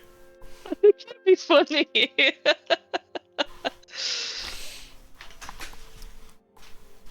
Can I roll for it, actually? I want to see what the roll would Sure, be. do a constitution save. I'd say it's 8 or lower, you fall asleep. Should we all do that, or just Zinni? Oh no, I'm awake. Yeah. I want to fall asleep. All of you roll, actually, yeah. Oh man. Good roll for Damn, once. that's an epic roll. Okay. And now Baylor's just gonna fall asleep. Yeah, so I did, yeah, so I did Constitution skill check instead of a save, but I think it's the same. Just -1, I guess. Baylor, considering Oh, you're man. inside the statue, would you like to use your inspiration? I used my inspiration already to make it up the stairs earlier today. Oh no! Did Did you? you just fall out of the statue? Can I give myself guidance for that? If I recall, You know what? he- Yes, you can give yourself guidance, and I will allow that because you can sort of keep guidance up on yourself. If I recall, Please roll a he gets 4. ejected and sort of damage Okay. from it. You are very lucky, Baylor, because I did say the DC was... Wait, it was 8 or lower. I said 8 or lower. Ooh, Yeah, you're you still did. asleep. Meets it, beats it. No, if I said 8 or lower, then the DC was 9. Rough. So I fall asleep in the statue, but I've got my familiar, which I'm telepathically linked with, still awake. Good question. While So you awake, go in- the familiar... What does the familiar do when you're asleep? I don't know. Oh so man. good question. So you wild shaped, then went into a statue. What happens when your wild shape runs out while you're inside the statue? I didn't wild shape. I used a wild shape charge to summon a familiar. Oh, okay. Yeah, never mind.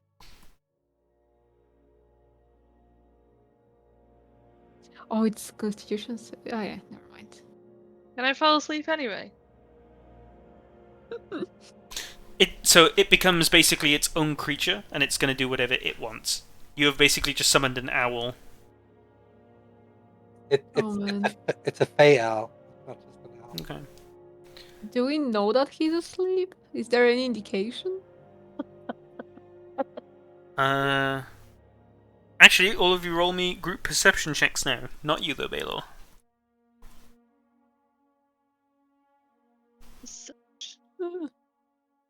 Oh, nice. Okay.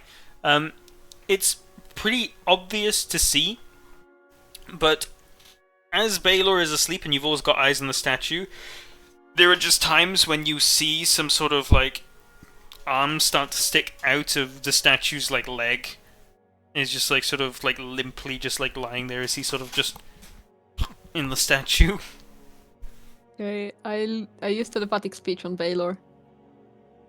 Baylor, wake the fuck up! It's no time to sleep! Does it work? You wake up. Shit. Sorry. Please stay awake. I'm trying. It was a big day. I know. It's okay, buddy. Just please try harder. I think you lost your birth. Did he fly away? I believe so. No, he's still there right now. I don't believe so. I'll try to link telepathically with the bird again. Yep, it just allows you to link up. It's your familiar after all. But after another 10 minutes, you drift back off into sleep. And you start Wake to limp out of the thing again. We still see it though, right? Yeah. Wake up, Baylor. Shit. Sorry. You guys want to keep doing this every 5 to 10 minutes? Yes. I'll be his alarm. Baylor, this is going to be a torturous night for you if that's the case. Can I roll again to try and stay awake? Nope. 2 more hours, Baylor, and we're gonna go to sleep, I promise. Okay. See, Baylor keeps drifting off and... Well, I know what I do. So so as he's drifted off to sleep, I take out a horn of silent alarm. What the fuck? Wakey, wakey! I'm awake. I'm very awake. Very awake. And he is awake No way. for 20 minutes before drifting off again. Wakey, wakey again, Baylor. I can see you falling asleep. Has it been an hour? It's so boring. After a couple times, it's been an hour. I recast invisibility on me and Zini, and that's all I have. You run over and touch Zinni and you both go invisible again. Zinni's fallen asleep. I think Zinni just chose to fall asleep at this point.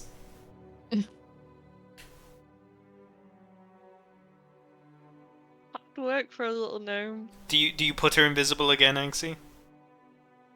When I see her falling asleep... I mean, yeah, because else our cover is blown. Okay. Could just Wakey, be a wakey, homeless Baylor! gnome. I'm up. Almost no. Okay. Is anything happening in this hour? Should we just go to bed? So, as the night goes on, and Why you did- start to enter. Why did Baylor go inside the stone? You could turn into any animal and just pretend to be a fucking rodent or something. Because that's more And you- fun. Because the wild shape doesn't last as long as meld into stone does. I only get 4 hours, I think. No, He's such a sleepy boy, though. I know. I mean, the problem I'm is, though, surprised like, to stay awake. if they Oh. like destroy the statue or transmute it to like a different substance, that's 50 damage. Guys, I should have given the drugs to Baylor instead of Cedric. I'm starting to think I should have just volunteered to do this myself. Everyone else goes rest. I mean, you can do it when we are gone. Is anything Maybe me and happening? Baylor should head back One to the inn sec. and go to bed. I mean, I'm doing it as well, so... 1 second. While we were waiting, I used telepathic speech on Andres. Andres, once there are 5 minutes left on my invisibility, Zini and I will go back to the inn. Please be careful on your watch, and if you see anything too dangerous, just get back to us. Wait, who are you saying this to? What? Andros. Wait, Yeah. I'm sorry. Let me fucking read this. We just passed the first hour of night, and we were getting into the second hour. You don't have to know that. Okay, so quick question. So where we are now, how far is that from the inn? Is it more than 600 feet? Probably a bit less, maybe. I don't know. Because of if if I spot something, I can use the horn to let you know, and you guys can come over. If it's within 600 feet. Can we do It would that, take DM? like, if they were sprinting, it would probably take like 5 to 10 minutes to get out. Okay, so I'm on my own. That's fine. So wait, what were you saying, Anxie? Nothing. I was speaking to my party member, telling him that if it seems dangerous, he should leave. Wait, you're leaving him on his own? After the second hour mark, yeah. Okay, well we're not there yet. Let's Okay. get to that second hour mark first. I'm a little bit concerned with how Dax responded when he found out I was being left alone. Uh-oh. No, I'm just asking because I don't know what the fuck's going on. I tried to read the meld into stone spell, and you're all just fucking yapping. He's trying to kill Baylor. I'm just trying to It's about read time things. we yapped at you. You've yapped at Anxie for the past 3 hours. Yeah, because Yeah. it's my job to. All right. No, it's not. They'd need to destroy the statue for me to take a lot of damage. I mean, knowing Dax, there is gonna be a meteor that's gonna hit the statue in any minute. Also, how tall is the statue? Very tall. It's like 30 feet tall. So if they just altering the face, I'm not at the face part of the statue, so that shouldn't affect me.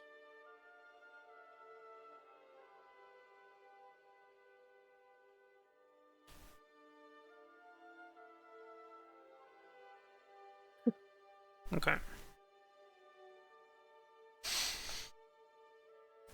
Right. So, as we reach into the second hour of the night. Zinni, you're asleep now, right? Yep. Time passes on, and the gang are all, in their own unique ways, keeping watch.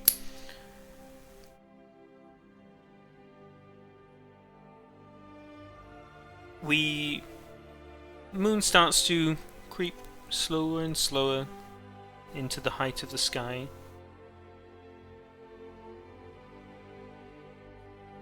And about 1.5 hours into your watch,